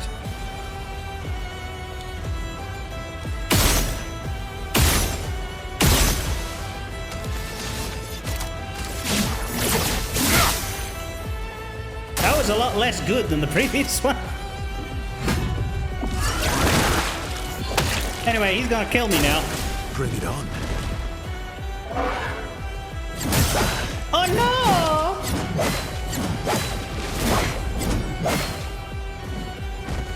Let's carve a path. Yeah, but I needed to use the gradient, didn't I? Or maybe I should have used the gradient with the second turn. Whatever. Do do do do.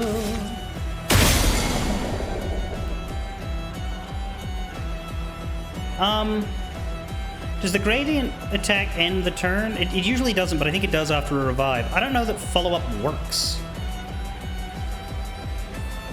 when we're death bowling, because like I need to use the gradient this turn. Otherwise, when he kills me, I don't get back up again. The Chumbawamba song will in fact be proven untrue.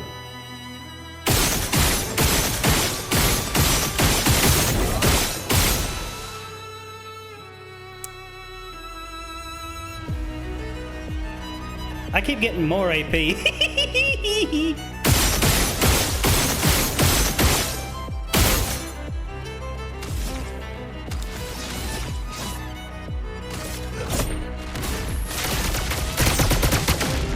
Always come back. Not the sword of Lumiere! What, Barry?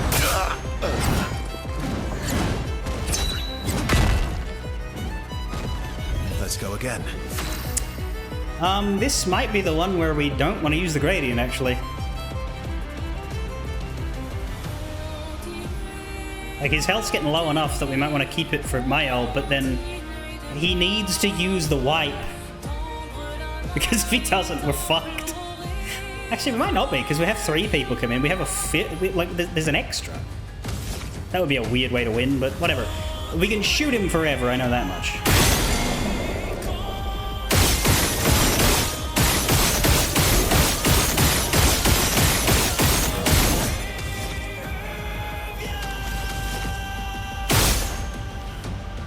I think a base attack. Oh no, I should have followed up. Damn, that was the time to follow up.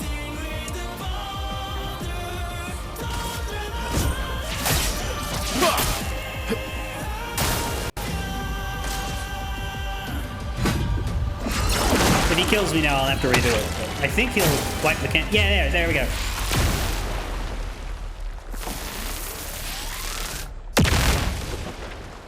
Uh-oh. Oh, thank fuck Mael's here. Oh no, he's attacking.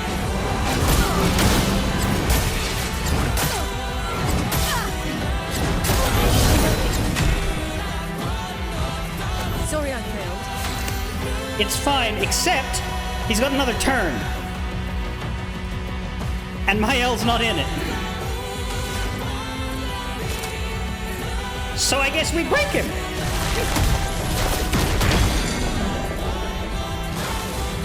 Time to hit big. Gommage. Get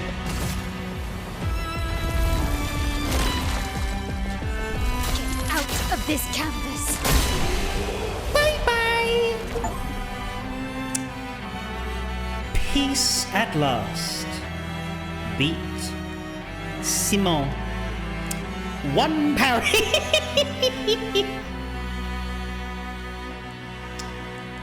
That is garbage EXP.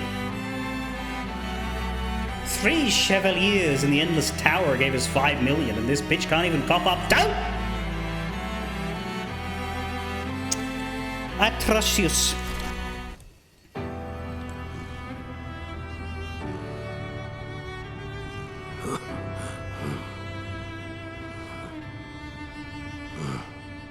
So what kind of guy was Simon in his life? Other than a man with a very small penis, judging by that sword.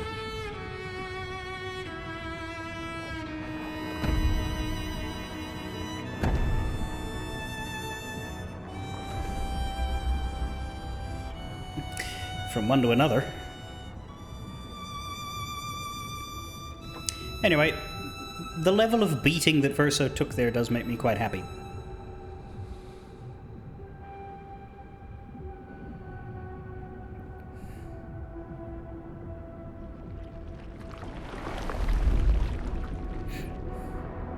Oh, come on. Surely you had the budget for a disintegration shot. Does that mean he actually gets that weapon now?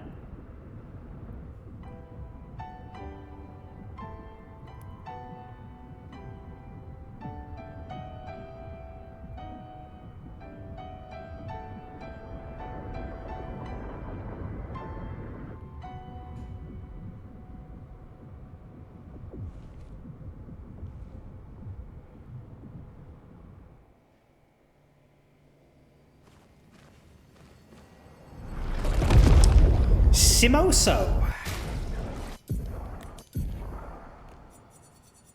How big is it?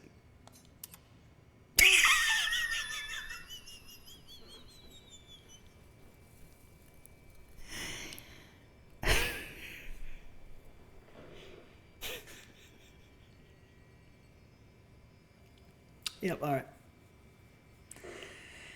An ethereal sword deals light damage on any damage dealt with skills. 28% chance to apply burn on dealing light damage, and you cannot die if you are at least rank A. And it's level 33 with no chroma, like no perfect catalyst needed. You just have it for free, my guy. Incredible. Oh, you know, I didn't rebuild my skills for Contorso. I could have swapped his luck out for defense, but I just didn't do it. Oops. He would have been even better at the smackerinos if I had bothered to do that. But nonetheless, Admiral Baru somehow managed to one-shot Simon twice with Mael. There is a build for that. That was initially my thought until Guambush suggested that doing this would be a bit more cinematic and funny. But there is a build involving basically Mael and CL together, similar to what I've been doing, but with the correct damage stuff applied. You get her to use, instead of Medallum, you use the strongest damage dealing weapon in the game for her, and you use Last Chance to put her in Virtuose immediately because it is dirt cheap and it puts her in Virtuose stance with all her AP, so it's fantastic so long as she doesn't die. Then you use CL to give her another turn before Simon can act and get her to just stand all, and away he goes. You got Mael up to 1 billion. Yeah, no, she can hit. Which, you know, normally I would say that that's a sign of bad balance that one character can be that stupidly strong in a game. However, narratively speaking, I think her being able to do that makes sense.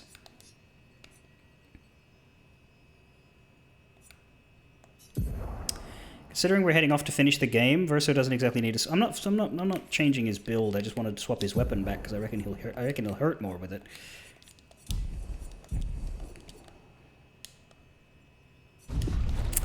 Contorso was specifically for the gradients building, which is not as vital when I've got a party.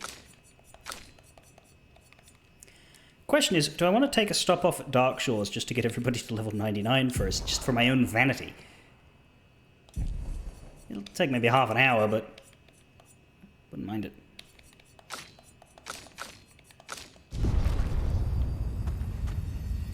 Anyway. The remains of Simon's chroma. Do you... No! Really? They let you do... That's cool. That's cool. I know I don't want to, but that's cool. I should probably get rid of the explosion. You're not wrong. Death bomb, let's turn off death bomb. I do not want to blow up when I have the Chevrolet. Death bomb. That was really good. You should be impressed. Simon. More and more of my mind is fading away. I must put my words down on paper before I lose myself entirely. This guy sounds like Ned Stark. My beautiful Clair. What did she do to you? That paintress. She fooled me. She looked so much like you, and I believed her story. She granted me the power to fell the Axons and enter the monolith. I realized too late that she had warped my mind. That she had in fact taken you away. Locked you somewhere I could never reach. And set me on a path to destroy your future. But then I met Aline, who showed me that I could save you. With her help, I descended to the bottom of the monolith, where Aline had sealed him away. The one who brings the Gamache. The one who threatens our very existence. But his powers are strong, and I'm finding it harder and harder to fight his influence over my mind. My mind is breaking. My final thoughts are only a few. I despair. But one day, our suffering will end, and we will find our way back to each other. In this life, or another.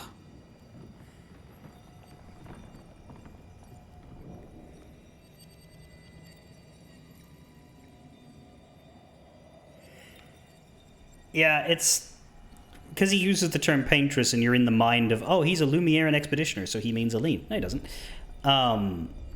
This is a guy who liked the painted Clair, who I guess, back in the days of pre-Fracture, or very early, because the Fracture happened pretty much not long after these people were created. It depends on whether you're looking at it in Descendre time or Canvas time, because, you know, like Mael got to live a full 16-year life in what, like probably a week of real Clair's time. Yeah, so he falls in love with the painted Clair, who presumably gets to grow up in Lumiere just like painted Verso and painted Renoir. Not really, they don't really know who they are at that point. They're echoes and reflections that don't really understand. And then big boom happens, they go on Expedition Zero. Real Clair, at this point, enters the canvas to assist Renoir, but doesn't have a lot of time, which is good, because if she did, she would have ruined everything. Realizes that her mother has made a fake cur, gets a little bit upset with that, and turns her into a monster and locks her in a hole. She then fucks with the painted Verso and the Expedition Zeroers and Simon, and yeah, turns Simon into a super soldier, I guess. And Simon goes along with it because, hey, you look like the love of my life, who I haven't seen in a while. And he eventually realizes that those are different people, and, you know. It's interesting, yeah, painted Clair does not... It's funny how my opinions of Clair and Verso are reversed, right? Like, I think that the real Verso, who we never get to meet, stand-up guy, but the painted Verso is a piece of shit. Whereas I think that the painted Clair was probably fine, but the real Clair is probably my least favorite character in the game. I hope the writers stick a pencil in her eye.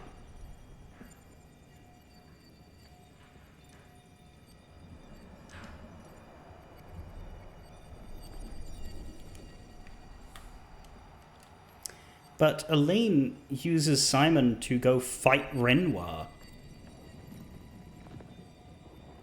But it seems like... Because, like...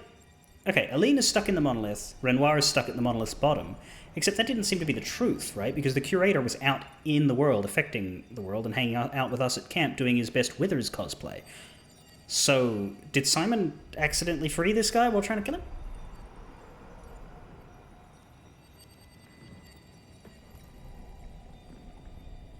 Do I mean after she at least manages to kill the ones responsible for setting the mansion on fire?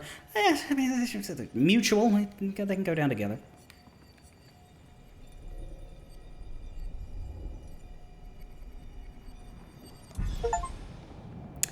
Anyway, that's all the journals. Find all the journals from prior expeditions.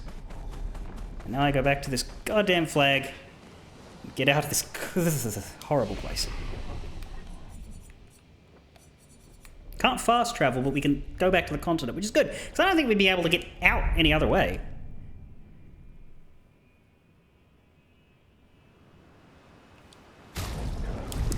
I got a bit of money now, so let's go back to the drafts and go to the merchant. Because buying out the merchants is still something I want to do, even if it's somewhat useless now, because we don't really need any... Where am I? Why was I there?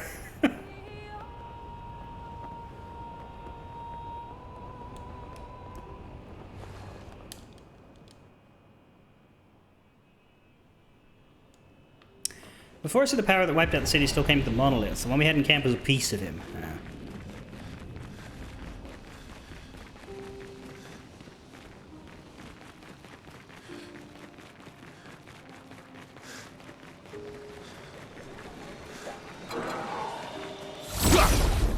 back to the merchant. Shouldn't take too long to reach. Oh yeah, he still dies! Fucking whoops!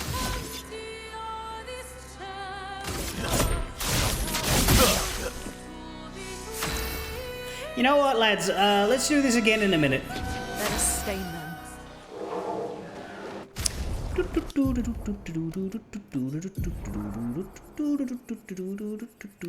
Turn that off.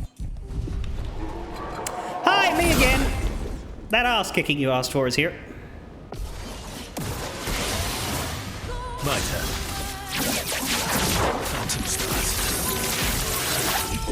Oh, but you know, we should give him his cheetah back because he's a bit weak in terms of the old 1-2 fuck you. A storm is coming. Let's shake the earth.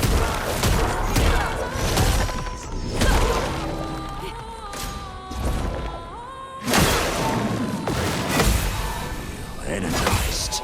A storm is coming. Storms coming.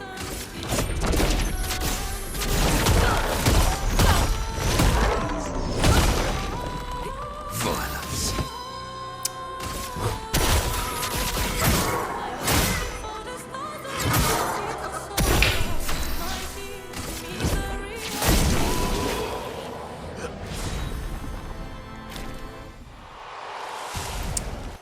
Right. You shouldn't have any trouble equipping it. You just need to take off something. Get rid of that.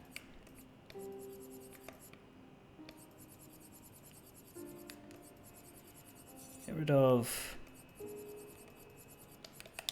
that and that.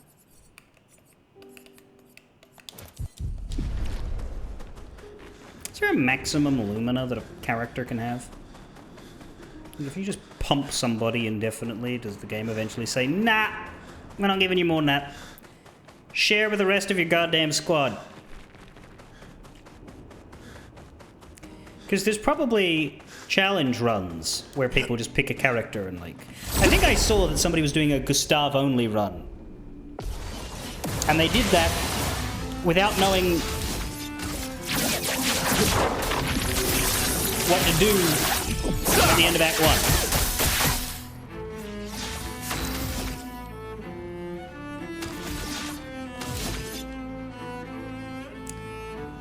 His AP's not where it used to be. That's something else we need to fix. Jeez. Sweet taste of Yeah. Oh, we did hit them. Alright, good. Finish. Quake in fear. I'm ready. Good. Let's keep going. Now's our chance. Oh, fuck.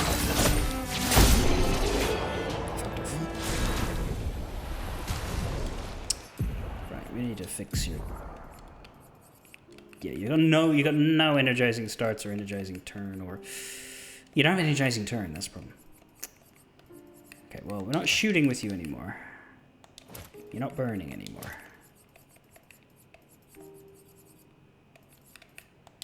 You need that. That'll do. It's funny, he's got all the Lumina in the world and I still fucked his build up because of the changes.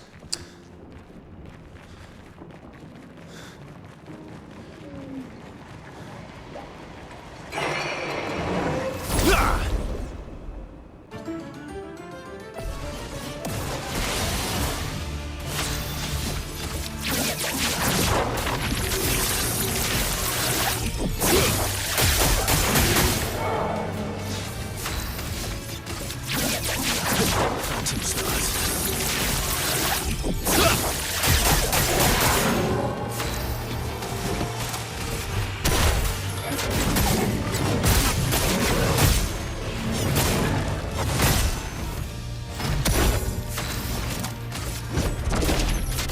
Let's shake the earth. I'll do it.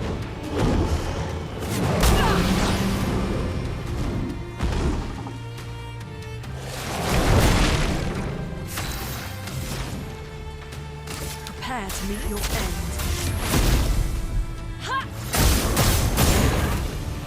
My turn. Yeah, but it's not AoE. Touch that.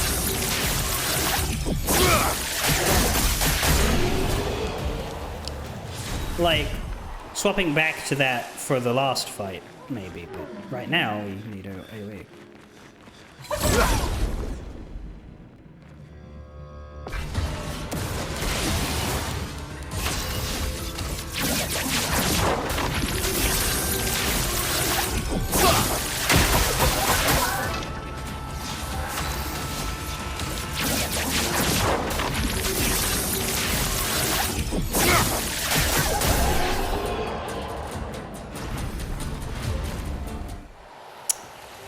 Bam, bam, bam, bam.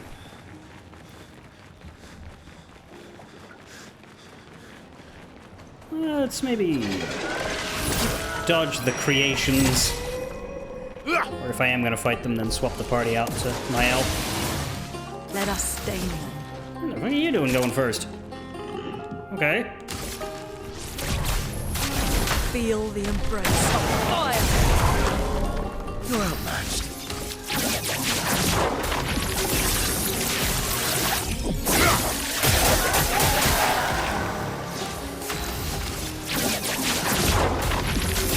I know it's likely because he doesn't have first strike anymore, but that's been true since since Simon, and it's only happened once now.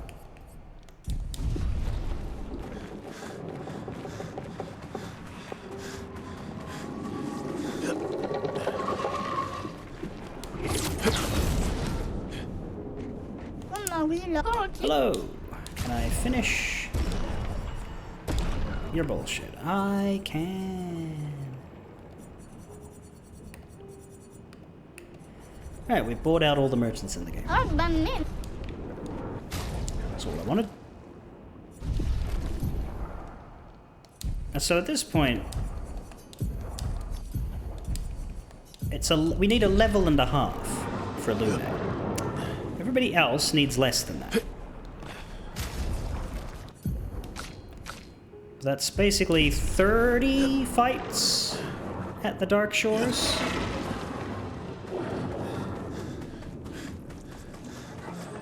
Where the fuck? Oh, Jesus. I don't want to fight you. Danger!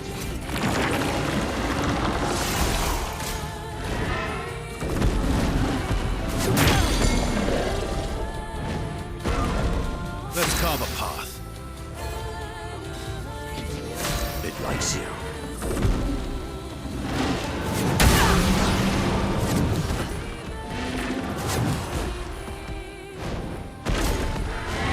You can stop now!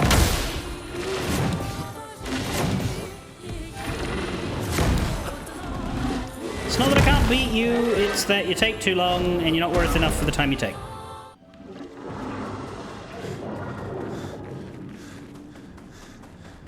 So I would like to go home. But yeah, I got like an hour and a half-ish of time left, plus the ability to go over time if I need to for the ending sequence. But I don't expect the ending to be a lot. I expect it to be maybe a couple of fights and then cutscenes. But like, it's not a Hideo Kojima game, so I don't expect the cutscenes to take all day. Have I gone the wrong way? There's enemies there and I don't recall fighting them.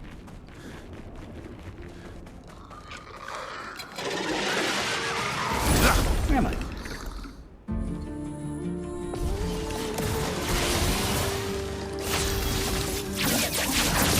Touch that. Ready to strike.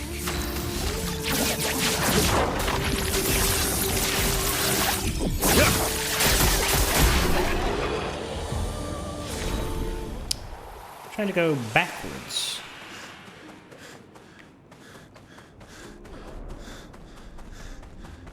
I think that's just a side path that you take for loot.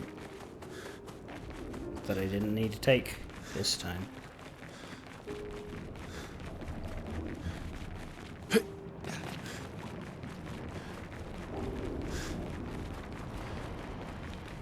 No, this is... yeah.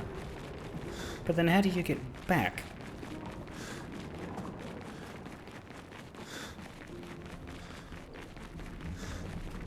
Oh, just this way.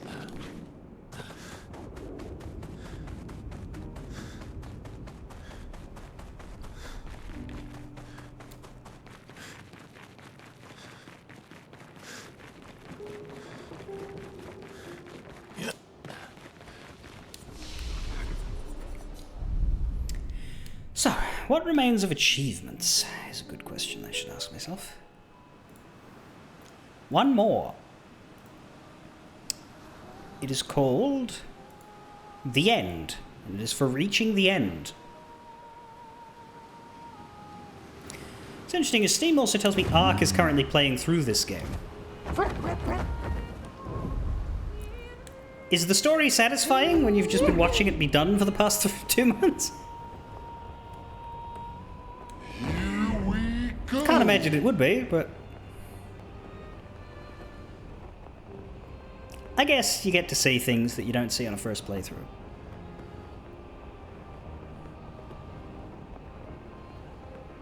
Even though it is your first playthrough.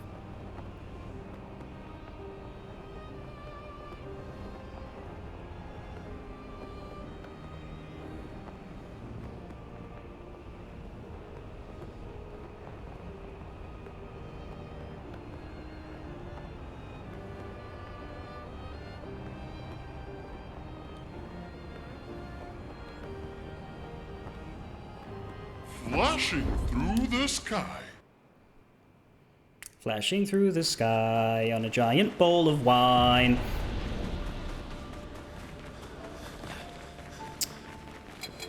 So, let's see how quickly we can get Lune to 99.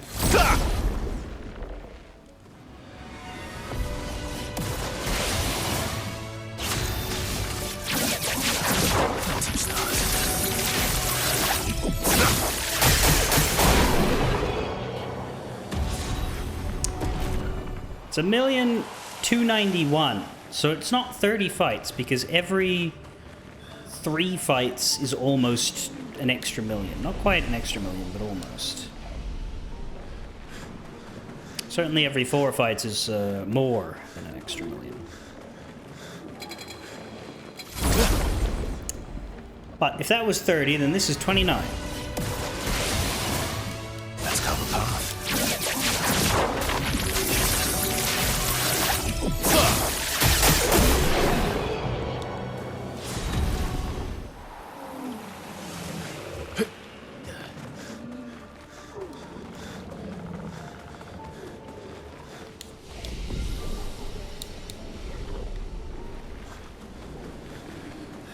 What do we reckon? About 30 seconds a cycle? A little bit more? It's probably about 15 minutes of this. Let's go the path.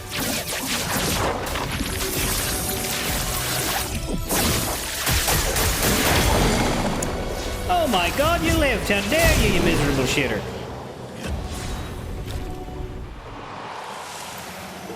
Taking a teensy tiny bit of extra time out of my day.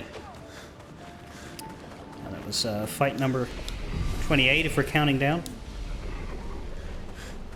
This will be number 27. And if I accidentally miscount, it doesn't matter.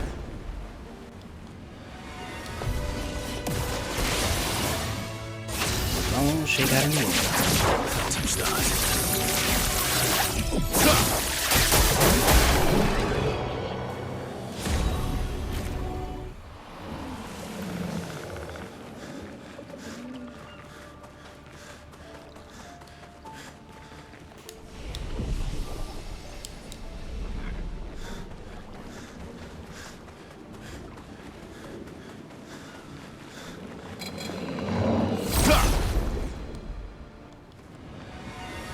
$26 left. 26 or less, shall we say.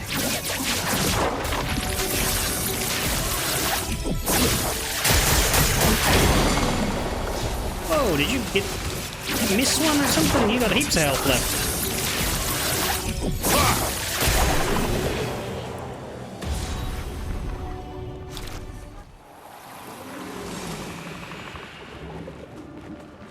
Probably roulette, come to think of it.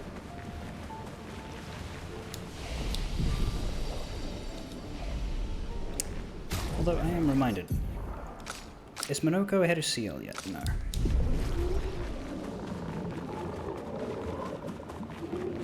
About to be though.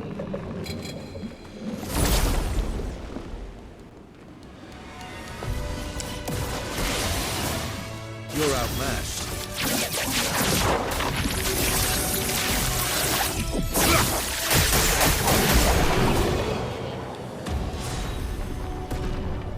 There's the level up, so that to me should be 21 fights left, but I think we're still on count 24 or so, so we're definitely going to get there sooner than the pessimistic estimate.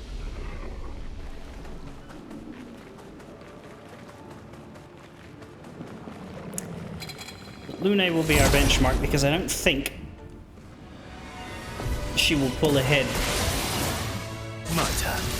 of CL, and she certainly won't pull ahead of my L. There might be 99 already, I didn't look.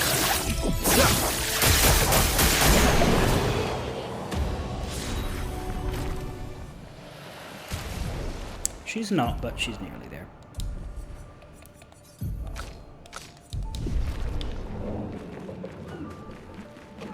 I should keep an eye on CL though. There'll probably be a point where I should swap Monoko out for her.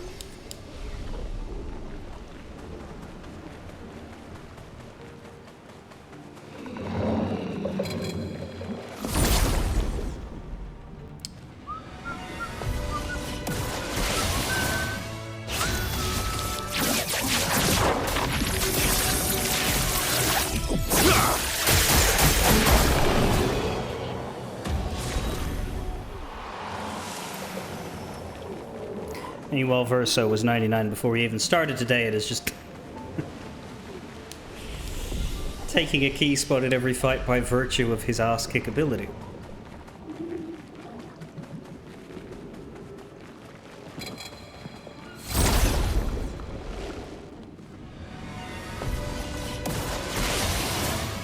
You're outmatched.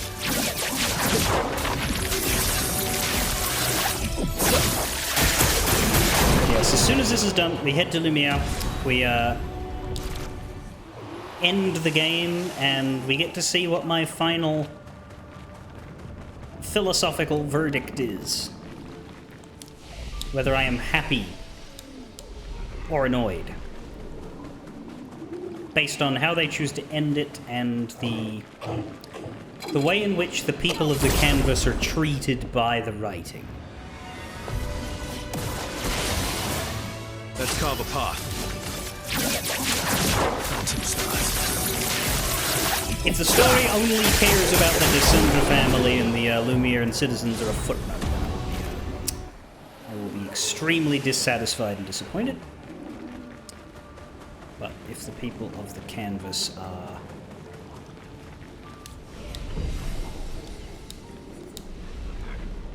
appropriately considered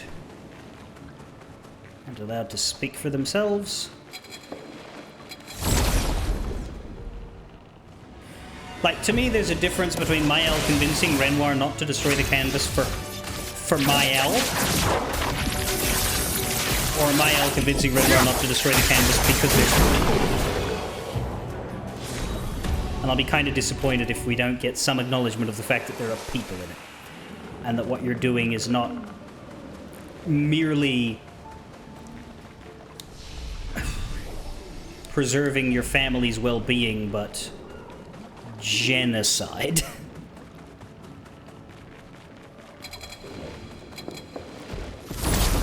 Is genocide good enough when it's like an entire universe worth of people? Like that's omnicide. Ready to strike.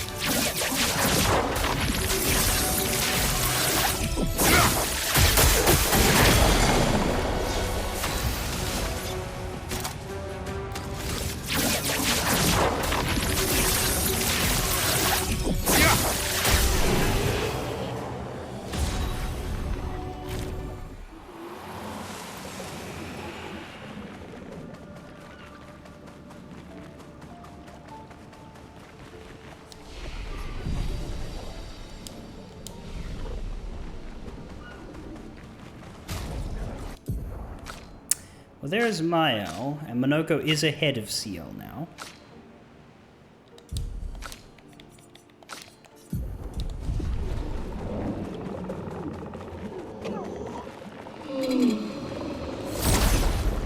I think the degree to which Lune is behind everybody is, You're outmatched.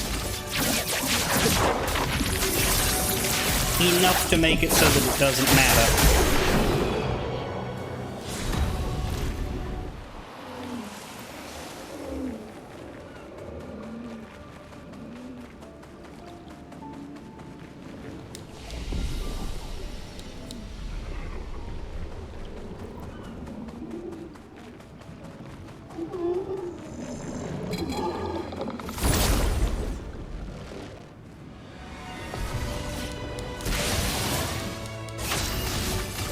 I'll still keep an eye on them because it would be really frustrating for Lune to level up to 99 and then for me to look at the party and find that Monoko was just quietly not there.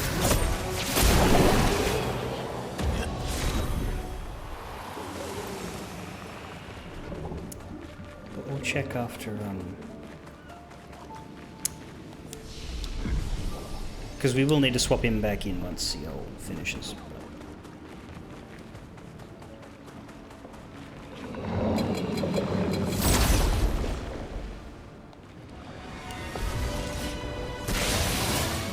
My turn. Phantom stars.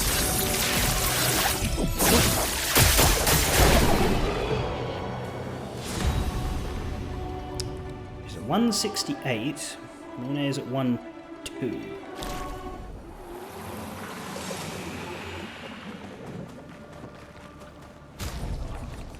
Monoko's at 1-7. He's still ahead. Monoko, if in the main team, would level up in 4 fights.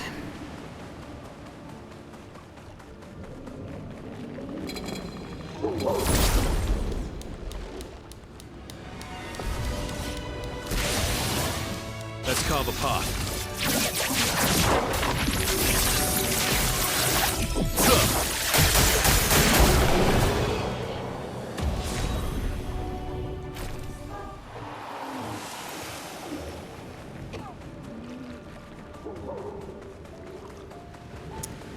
I believe CL will level up in 3.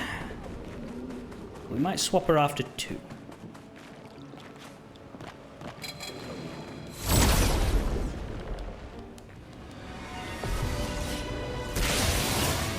My turn. That ain't the button.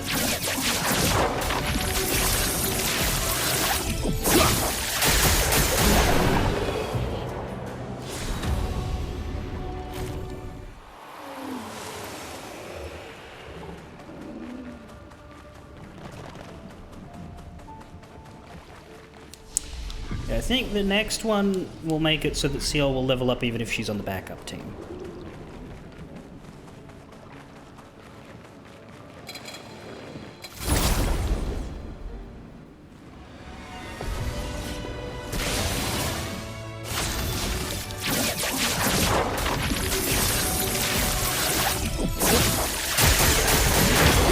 Let's carve a path. Bugger off!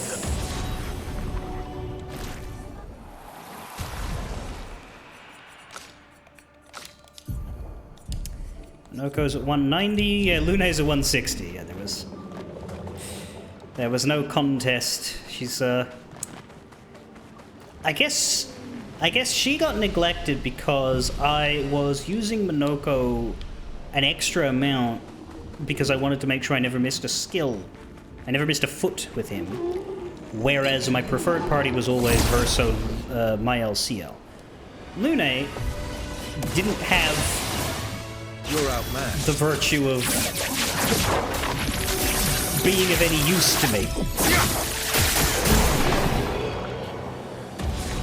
So Monoko would always take CL's slot whenever it was necessary for me to include him, because Mael and Verso were too useful.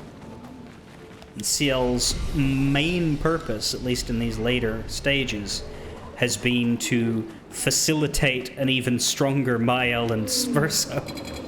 You know, there's something to be said about me and my annoyance with the deprioritization of the Lumierans over the Descendants. It's not my fault that these two are stronger than the other three, okay?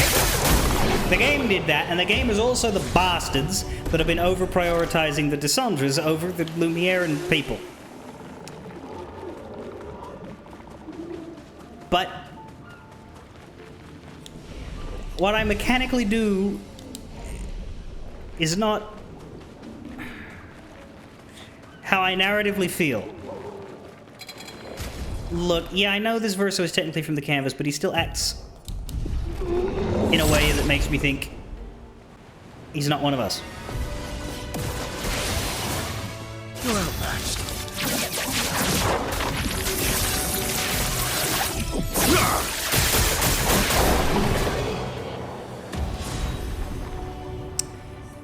One more fight.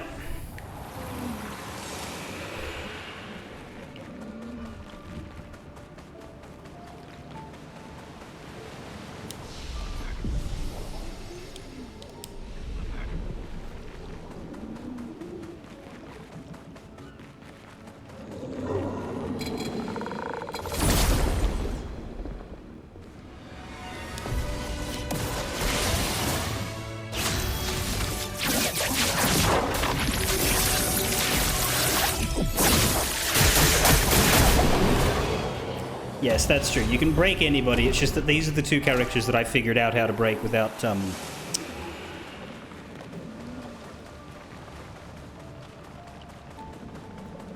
having to go do research, which I don't usually do on stream games.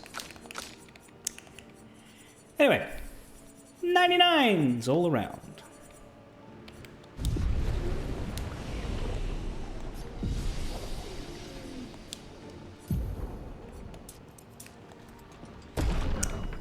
And everybody gets 3 maxed out skills. Sorry, attributes.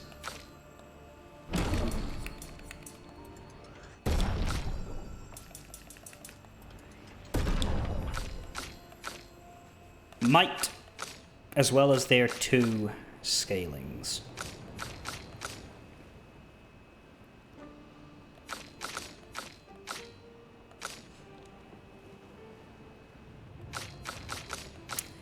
$13,000 attack power on our boy Minoko.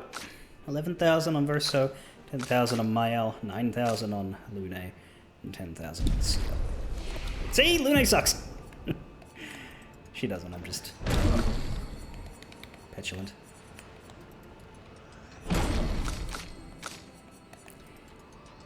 Everybody has agility. Well, you know what they say, Ark? Speed kills our foes. And now we return to Lumiere to finish this. Flashing through the sky.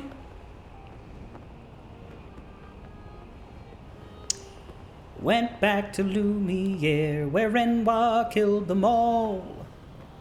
Gotta kick his teeth in before the sky begins to fall. Are we ever gonna see Gustav again? No way, get fucked, fuck off. Are we ever gonna see Gustav again?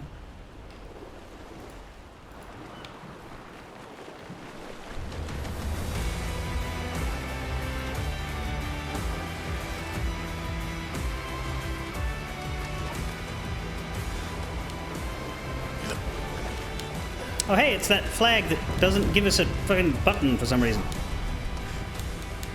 Come on then! Let me interact with you so that I can fast travel. I would like to fast travel. I don't wanna fight a battle. Thank you. Crooked Tower Walkway. The final flag. I just need you to cast your mind back to when we were here the first time and we fought that thing and it was like, oh wow, that's a scary boss. Since then, we've been fighting them as regular fucking enemies, so it's not that good. But yeah, let's do a bit more verso alterations because we're not going to be doing Phantom Star's super spam anymore. So energizing shots is good. Actually, we have Colors of Lumina. I could just shove more into him.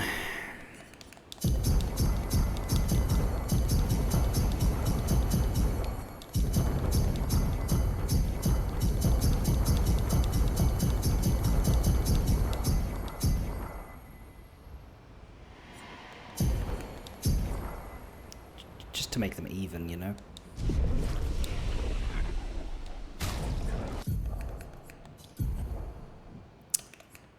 Energizing shots. There. Let's give him his first strike back, because that was annoying me. As for you, lady. Got a bit more room in you. Let's get you warmed up.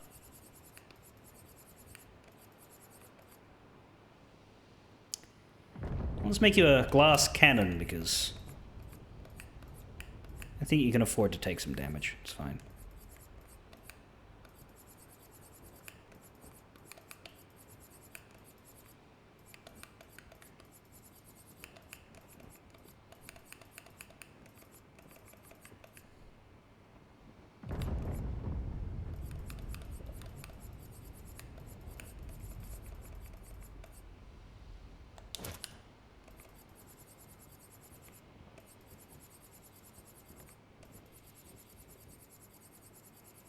It's hard to find cheap ones. Oh, no, no, no.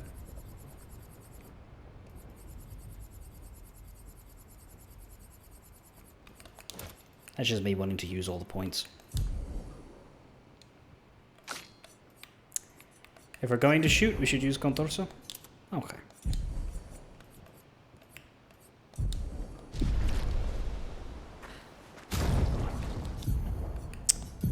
That's happening, though.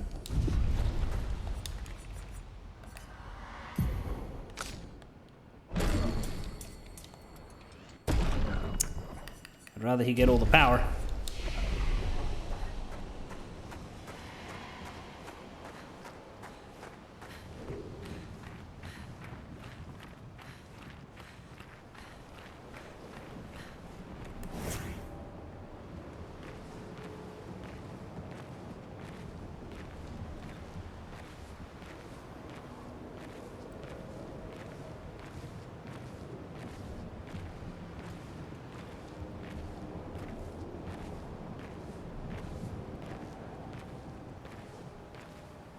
Do you reckon my L will straighten that when we're done here?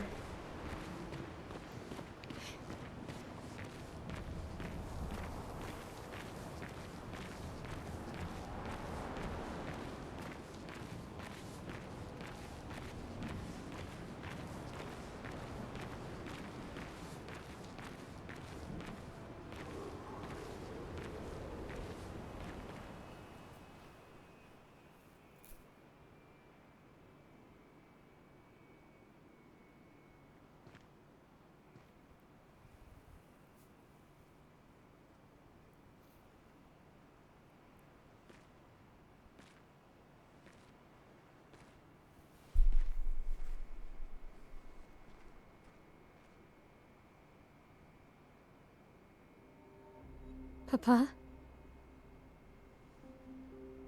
Alicia. Please. I just want you to understand what this canvas means to me. No, we want you to understand that those people are understand. alive. I know how powerful and intoxicating it is. How deeply attached we can become to the worlds we pour our hearts and souls into.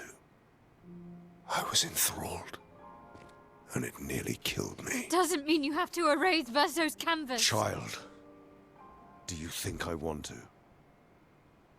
After all the sorrows we've endured, do you really think that I want to destroy this last piece of his soul? Oh, Jesus Christ. Don't.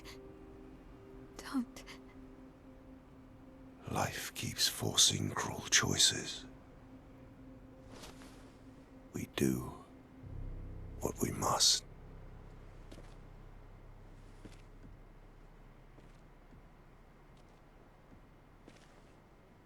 Thank you. Grief often blinds us. No, don't be understanding. Punch We him. make choices we can never take back.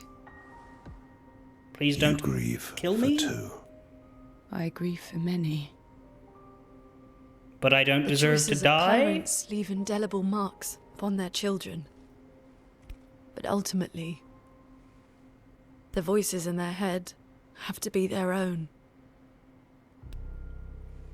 You cannot set the boundaries of their life for them.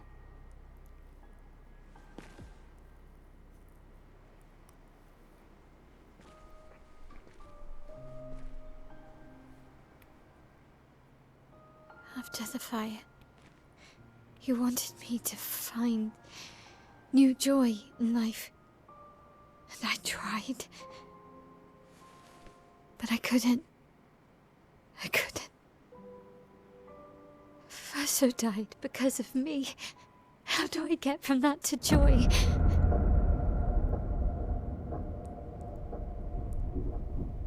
Child, it will get better, I promise you. But this is not the way. Your friends speak truth. And it changes nothing. So you recognize You that they're can her hate me. friends and that they're people, but you're still But killing them? that's a choice I must make. As your father, I must look out for you. Especially when you can't look out for yourself. You treat me as if I'm still 5. I treat you as if the shadow from the worst day of our lives is going to suffocate you and take you from us too!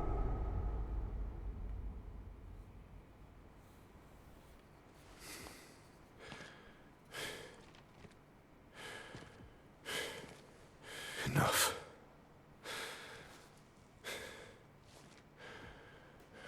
I said enough.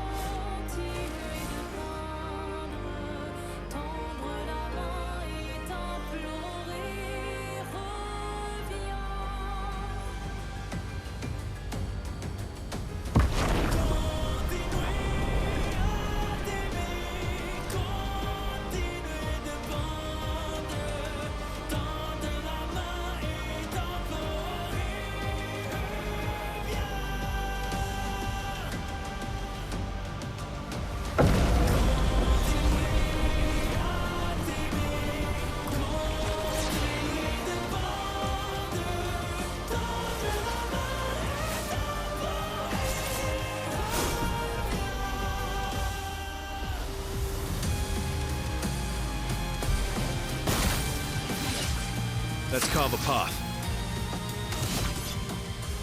Well, it would hardly work otherwise, I suppose.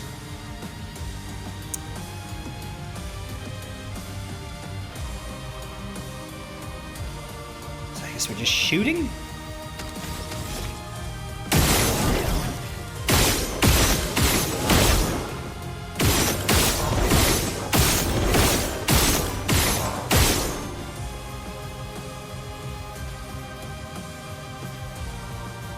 Hey, I hope you weren't wanting him to show off any of his abilities.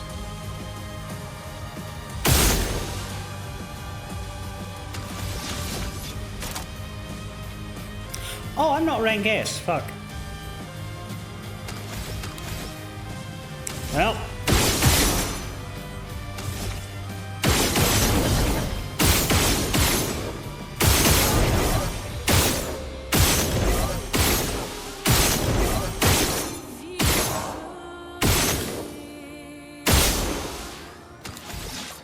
Now I am.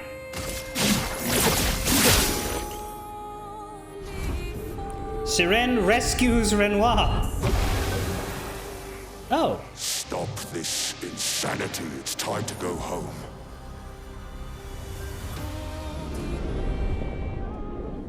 I do love a challenge, but this is beginning to irk me. Fuck. He keeps regenerating. Only did it Maybe we once. focus on the axons first.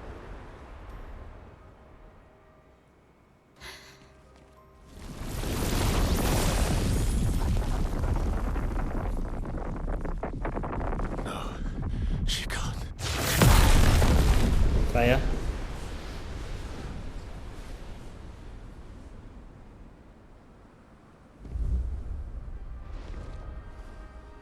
Aline. Mama.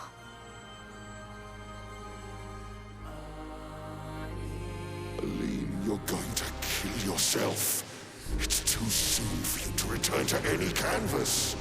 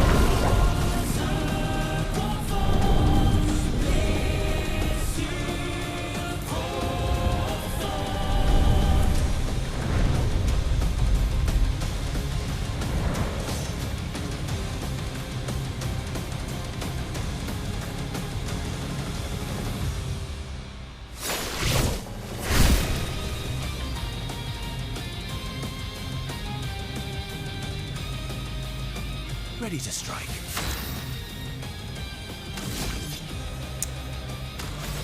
Yeah, we got it. Man, this follow-up isn't gonna be very good if I don't get an energized shot. I did. I think I still want more, though. Didn't get more. Oh, never mind, he's nearly dead anyway. Careful now. He summons the disarmed canvas. It's selfish, Aline!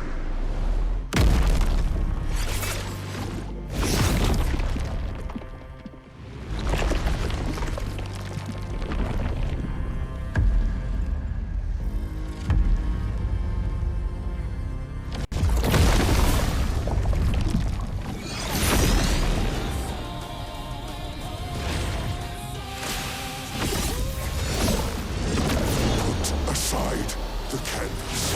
It's killing you both. Not this time!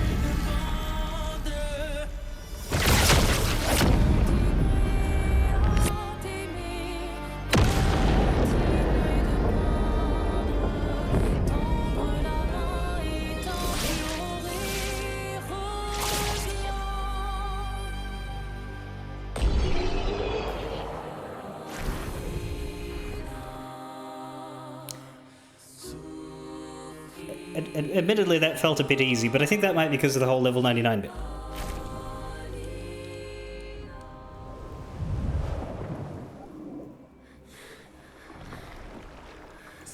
It's one of the flaws of this genre of game, where the post-game stuff overshadows the actual finale. Ironic. Your mother was the one who saved me when I lost myself in a canvas.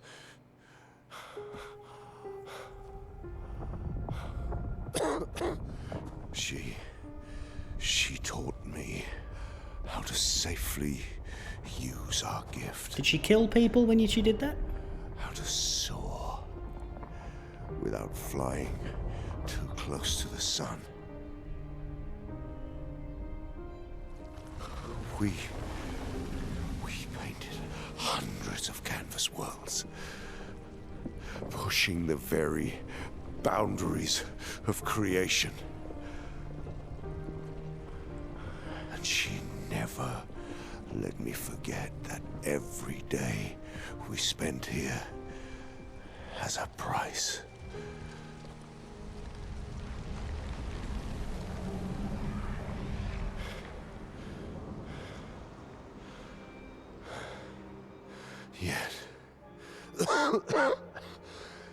Yet,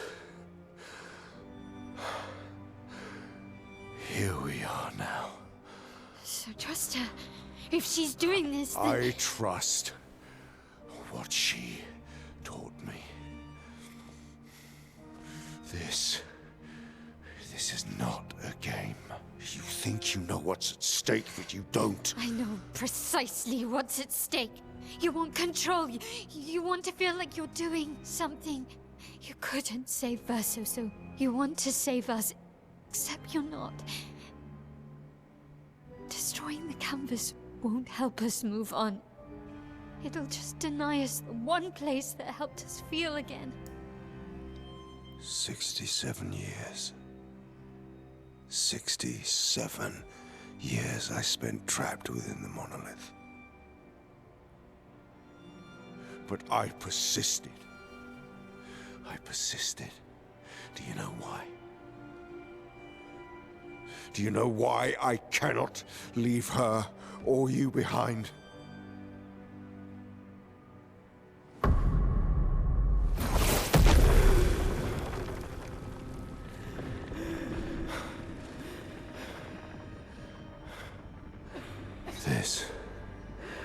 This is what I see every day. I cannot spend another day with living corpses. Since the fire, our family has crumbled. Aline in the canvas. Clair fighting a solitary war. You, a living ghost. Verso's death broke us. Want it to be fixed. I need it to be fixed. I cannot lose you too. Don't you see? That's how I feel about them. I can't lose them either.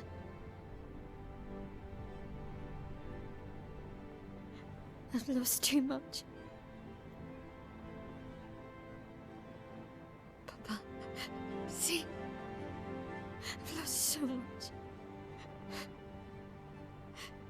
We both lost so much. Papa, I don't want to lose you either. I'm not leaving you forever. Just a little longer.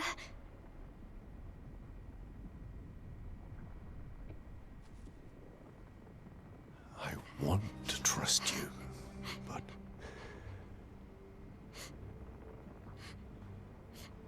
then do it. You can.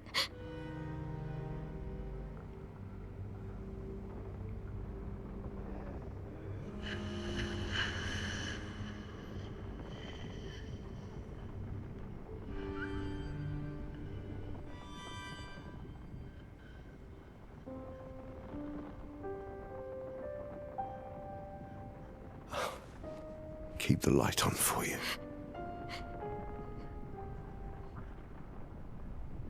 I hope you find peace.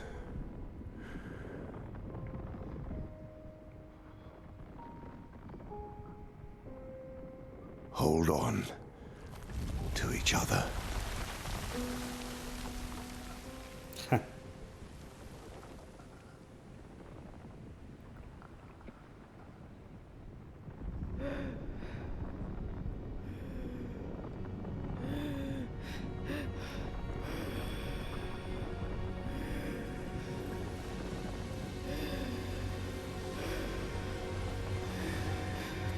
Verso! I'm sorry.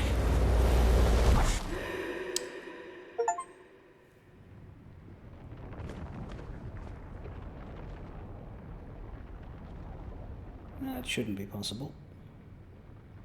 Oh, you're not out, you're whatever the fuck you are.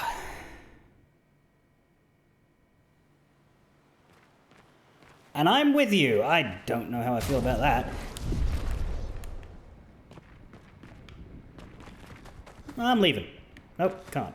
Okay.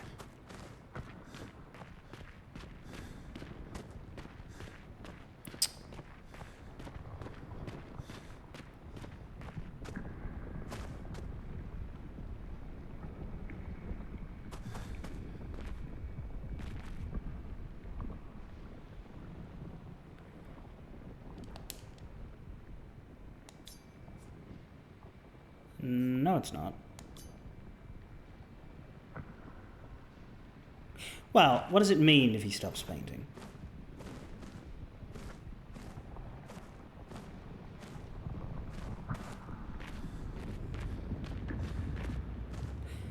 Is Dickhead doing dickhead things, or...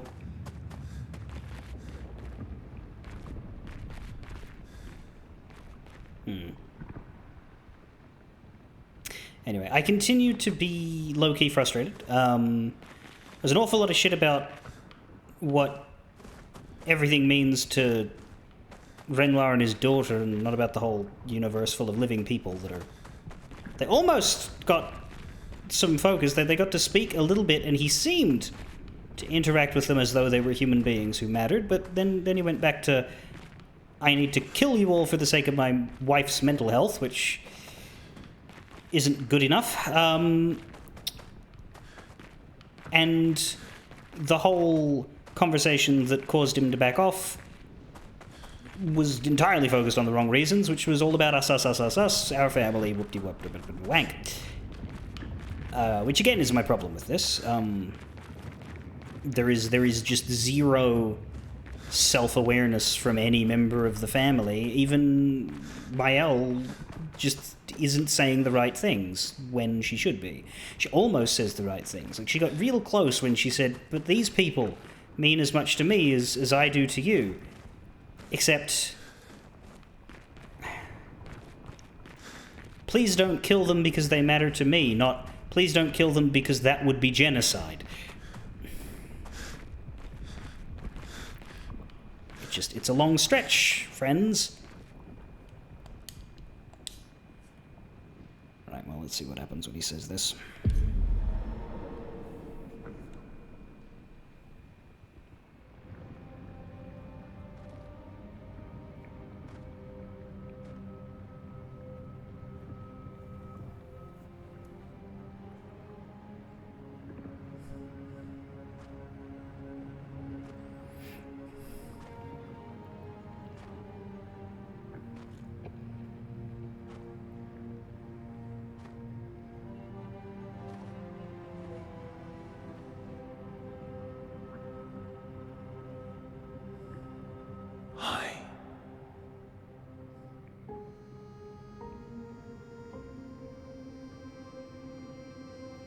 You don't have a face. You're tired of painting, aren't you? I'm tired too.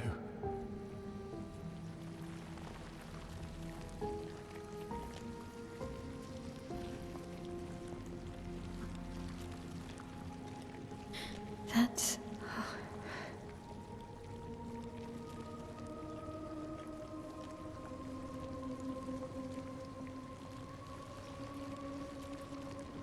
You shouldn't be able to be here.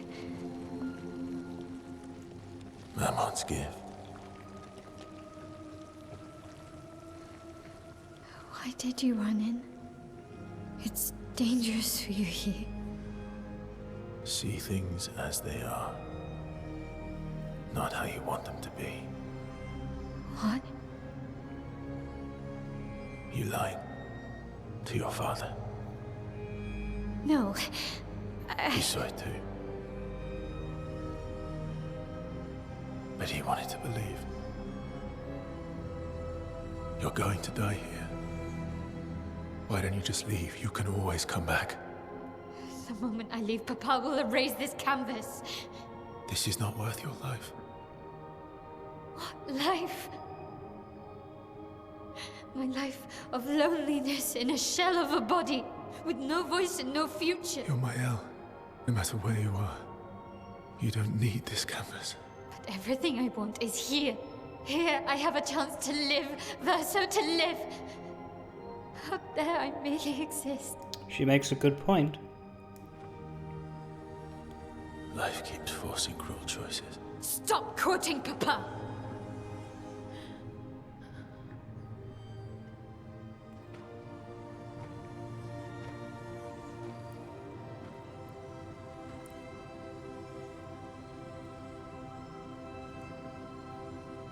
It's time to stop painting.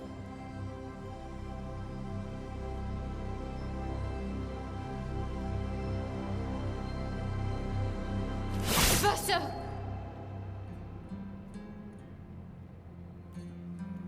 Papa also said, hold on to each other.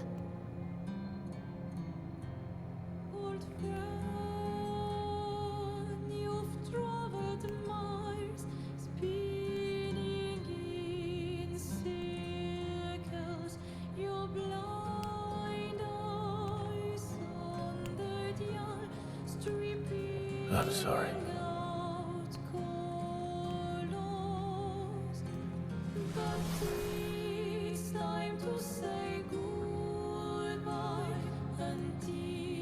Is this a cutscene? Right?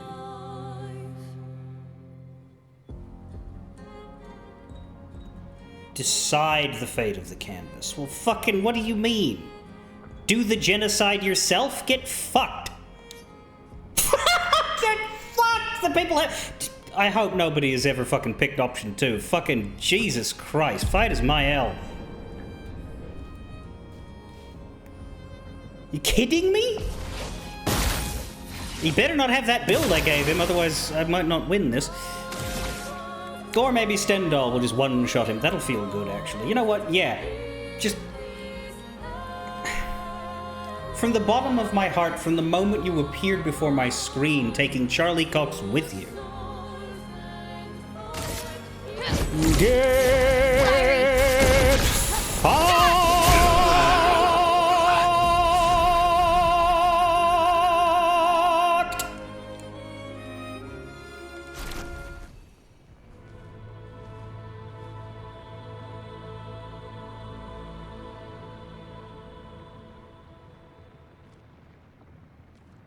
Please. Thank you. Stop him from painting. Don't say that. Please, don't say that.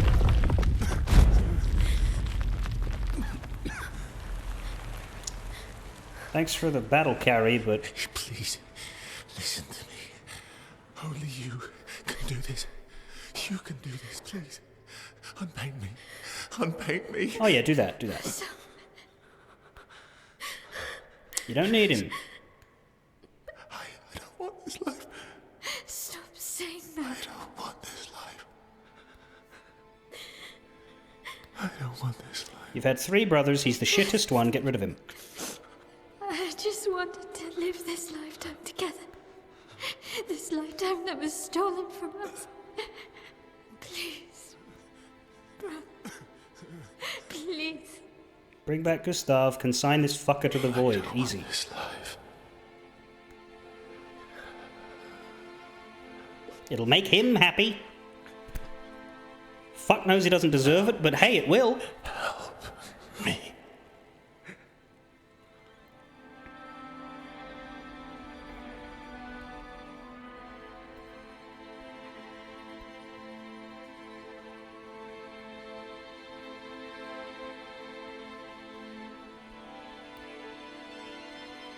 Apologies to anybody who sympathizes with him at this point.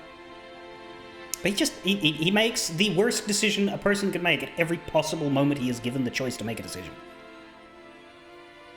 I'm not saying that he's always wrong in what he wants, or what he's trying to accomplish, but he has no sense of how to go about it. No sense of communication, no sense of, hey, maybe if we all talk about this, with a bit of understanding, we can arrive at something that makes sense. If you could grow old, would you find a reason to smile?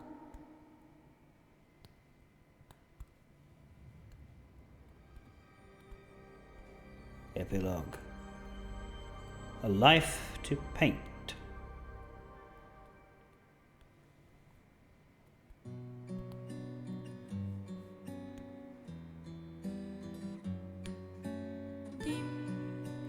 Mael is forcing her wishes onto the people of the canvas as much as the rest of her living family, says Demon Dragon. I don't disagree with that. The problem is that the alternative is death.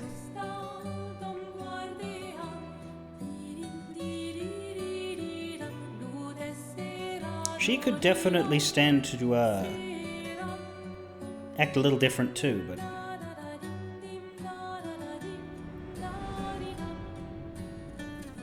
see how these people are alive? I'm assuming if I picked Verso, they wouldn't be.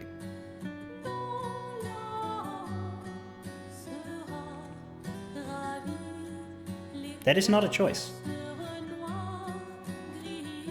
Whatever darkness exists in this universe, it cannot be worse than the other. Because in the other, the only people still around are a family that don't fucking deserve any slight bit of consideration. Is that Pierre? That's cool.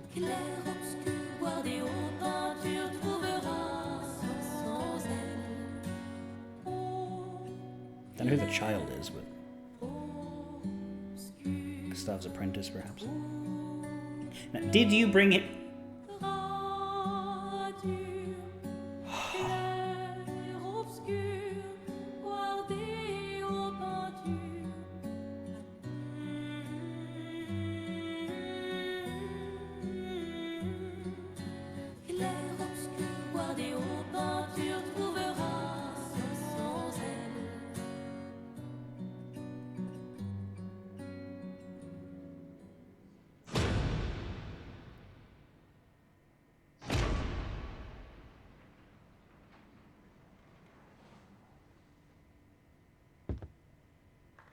What?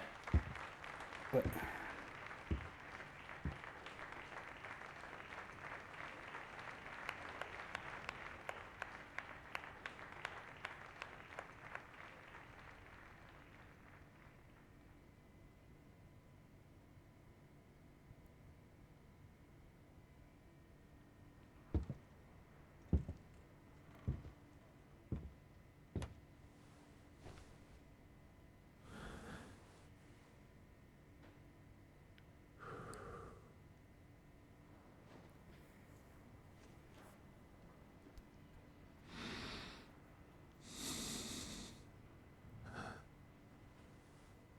He looks older. Is that the... If you could grow old, would you... Right. So you haven't killed him like you wanted. You've made him mortal so that he has to live out a natural... Okay, so yeah. See, that's selfish. That's you being an idiot.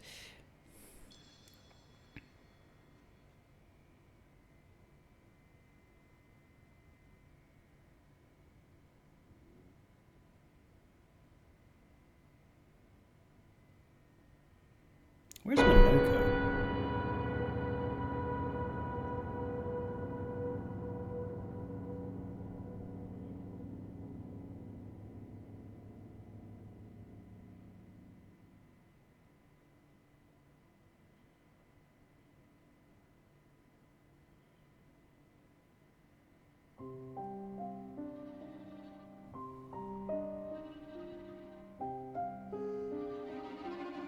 Clair, Obscur, Expedition 33.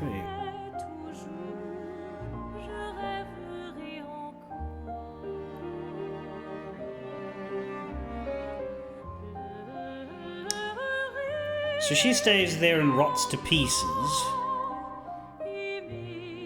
because she's too stubborn to exercise moderation. He hates every scrap of his existence until it's finally ended. Because he didn't know how to communicate in such a way as to get a better result.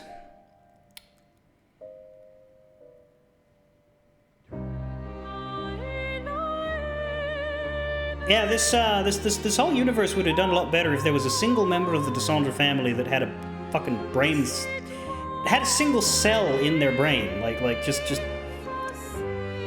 ticking away. Like they all had maybe glimmers of sense,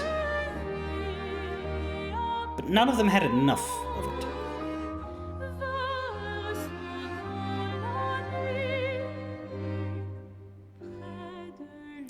Sure, okay, the dead guy we never met has committed no crimes in our eyes. Alright, I'll give you that, but I'm just going by what I've come to know. But the characters who deserve the best results are the ones who have done no wrong here. And those are Gustave, Lune, Ciel, Esquier, Minoko. You could say Sophie as well.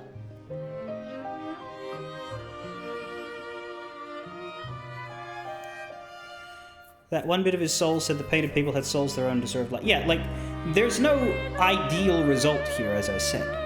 But my understanding is if you let Verso win here, decide the fate of the canvas, right? The canvas will be destroyed for the sake of the family, and that is the most disgusting outcome possible. I cannot abide it. A game that began on the premise of here's a group of people who have been unfairly targeted and systematically picked off. Fight for their survival. Well, that's what I was fucking doing. And then 2/3 of the way in,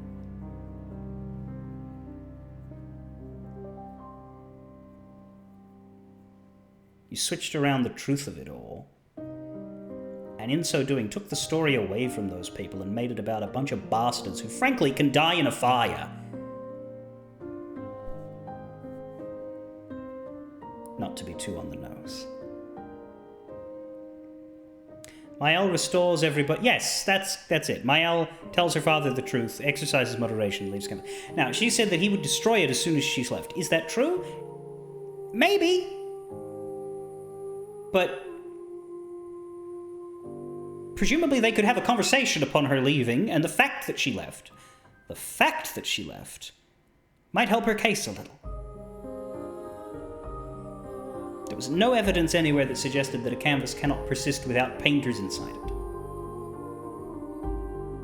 The people wouldn't just go on.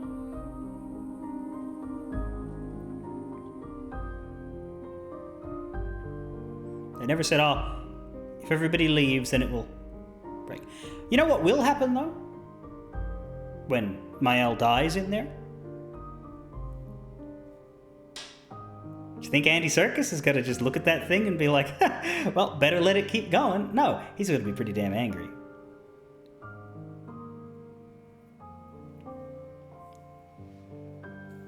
So by not leaving, I feel she may have doomed them just as much as Verso would have.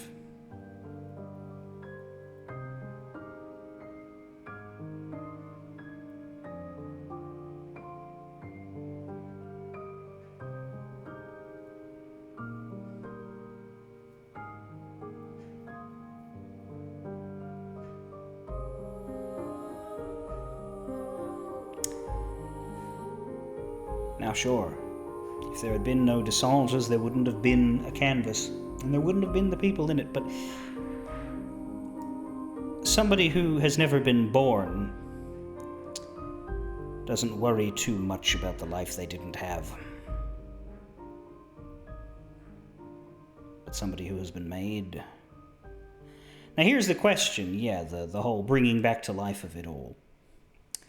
I mean, the fact that everybody got gamaged.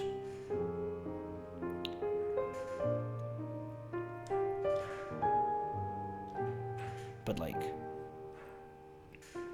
if you bring back everybody from the last wave, but leave Gustave and Sophie, that's a good question. Did she bring back all the people from the prologue gamage?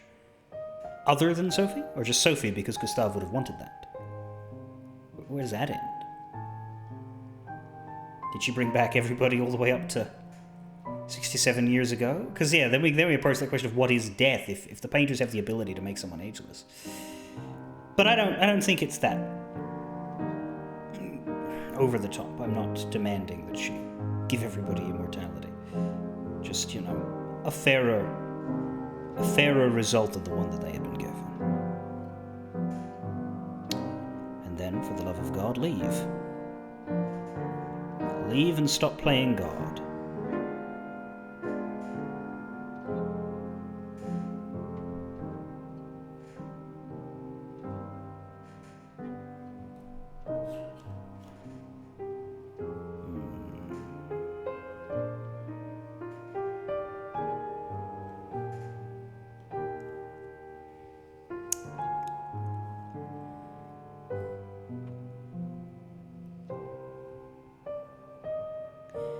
Yeah, I don't know how I feel about it. I think...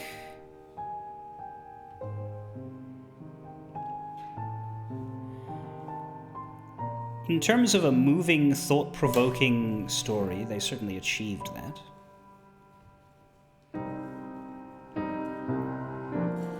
Like, it's a bit rich for me to say, oh, it was bad because the ending left me feeling unhappy. But that could easily have been their goal, right? Sometimes a story does not want to end well. But I do think there is a difference between a story that ends tragically and satisfies you versus one that just makes you want to punch everybody involved. Just... I don't know.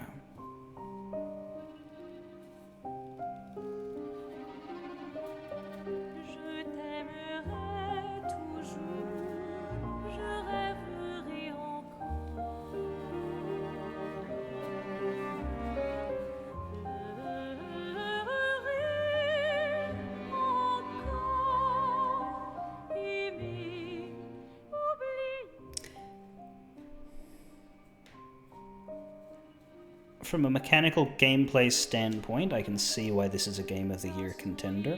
On narrative alone, I do not think it should be.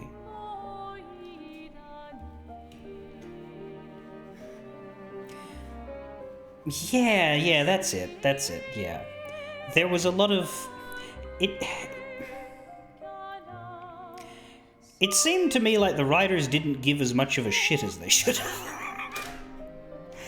I have a degree of suspicion towards the perspectives that wrote this. It seemed as though the genesis of this story was the Descendre family, and the story was always meant to be about the Descendre family, and everybody else was a means to an end to reach the Descendre family. However, they needed to start by obscuring them. Haha. And build their way up to them, to give them the reveals and the story beats that they wanted. However, they needed to fill time by crafting another story about other characters that they would then toss aside at an opportune moment once the thing they were really here for had started to unfold. And I hate that. And I don't think the narrative ever recovered from that.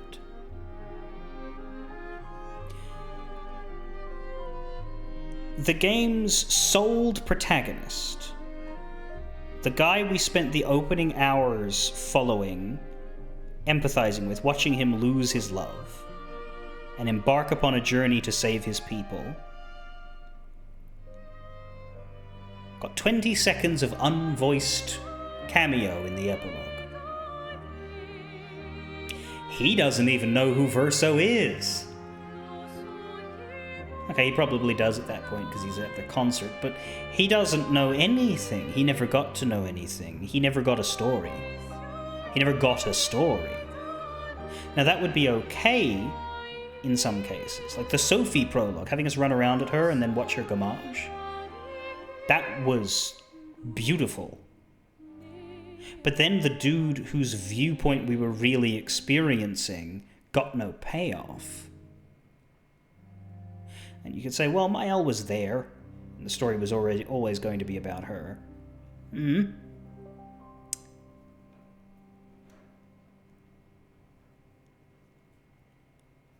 That's one way to look at it, but Mael to the exclusion of everybody else? Mael is presented in Act 1 as pretty important, but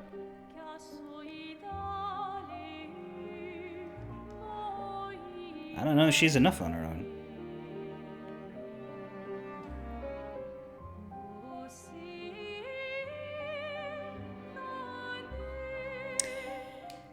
You ever see an episode of The Simpsons where it's like the plot changes halfway through?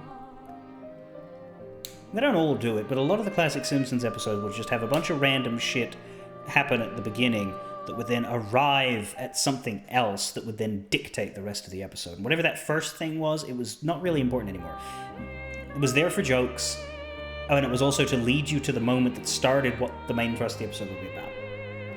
Something I noticed as a kid was you'd have a bunch of episodes where like, oh, I remember the episode where this happened, and then it'd be like, yeah, that's also the episode where this other thing happened. You're like, what? Those are the same episode? They seem like completely different plots. Yeah, they were. One of them led into the other, though. It's something that always surprised me as a kid, because it happened like 5 or 6 times. I'd be surprised to learn that 2 things were from the same episode that seemed so disparate. But the thing is, that's a comedy show. That's a cartoon. It doesn't matter.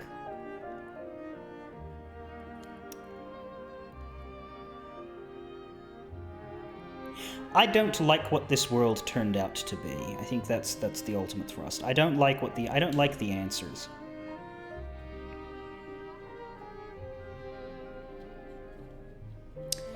I was looking at someone playing Act 1. I was looking at a streamer playing Act 1, and it feels like a different game. Everything that you're expecting from this journey in Act 1 is just shat on by the story they're actually trying to tell. And it's not a bad story, but I don't really want it when I could have had the one that they promised instead.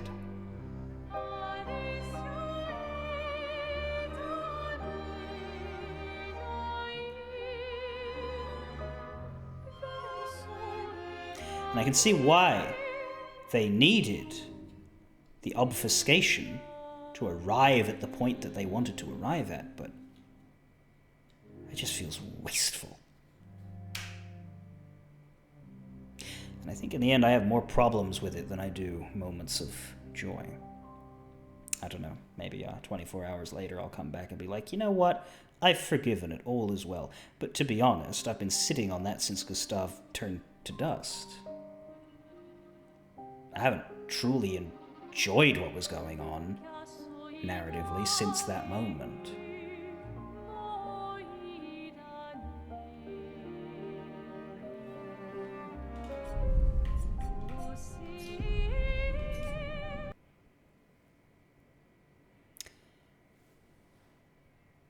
But man, that fucker was fun, and as far as the fights and all that, yeah, it's good. It's good.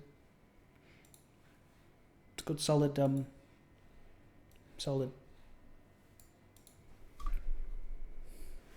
Experience for the hands. And hey, I might want to toss him in a furnace, but that Verso guy really could kill things.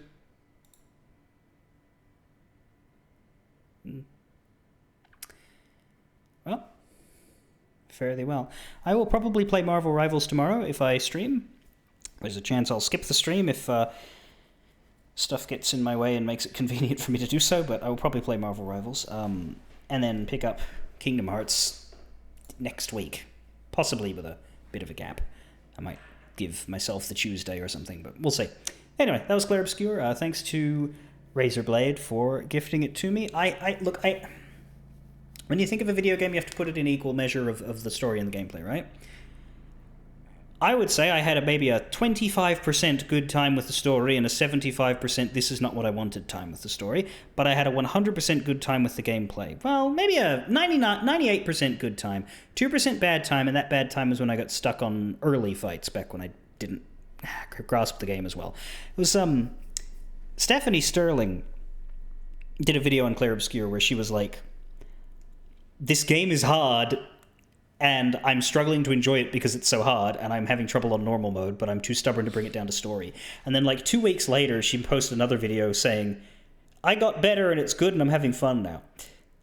I didn't have quite as dramatic an experience as that, but I definitely did in the earliest of days worry about my ability to play it. And then as it got on, I clicked with it and had a very good time playing it. So yeah, I would say I'm glad I played it. It was a phenomenal piece of work and an ultimately disappointing piece of art. I don't know how better to put it. I don't know. A lot of people think the story is the best thing ever. I guess they're more resilient to shifting premises. Yeah, man. Or maybe they don't have as strong a sense of eat the rich as I do. That's my problem. I can't sympathize with rich people. Very instantly predisposed against them because it's a good it's a good allegory for how the rich treat regular folk when you think of it that way. But that's not fun to sit through. And the problem is, at the end of the day, I still had to be Mael in that last moment. Like, honestly, I wish Mael was a worse person, and the ending involved Lune and Ciel and the residents of the canvas and all the Lumierans beating the shit out of the family and somehow expelling them and protecting the painted world from the gods that made them. Like, I don't know how that would logically work, but that would be a satisfying conclusion. Be like, oh hey, the midpoint, we realize that Mael isn't actually one of us, and then she goes crazy and we kill her. That'd be great. If this story had been written by Atlas, I think all of the Descendres would have been villains.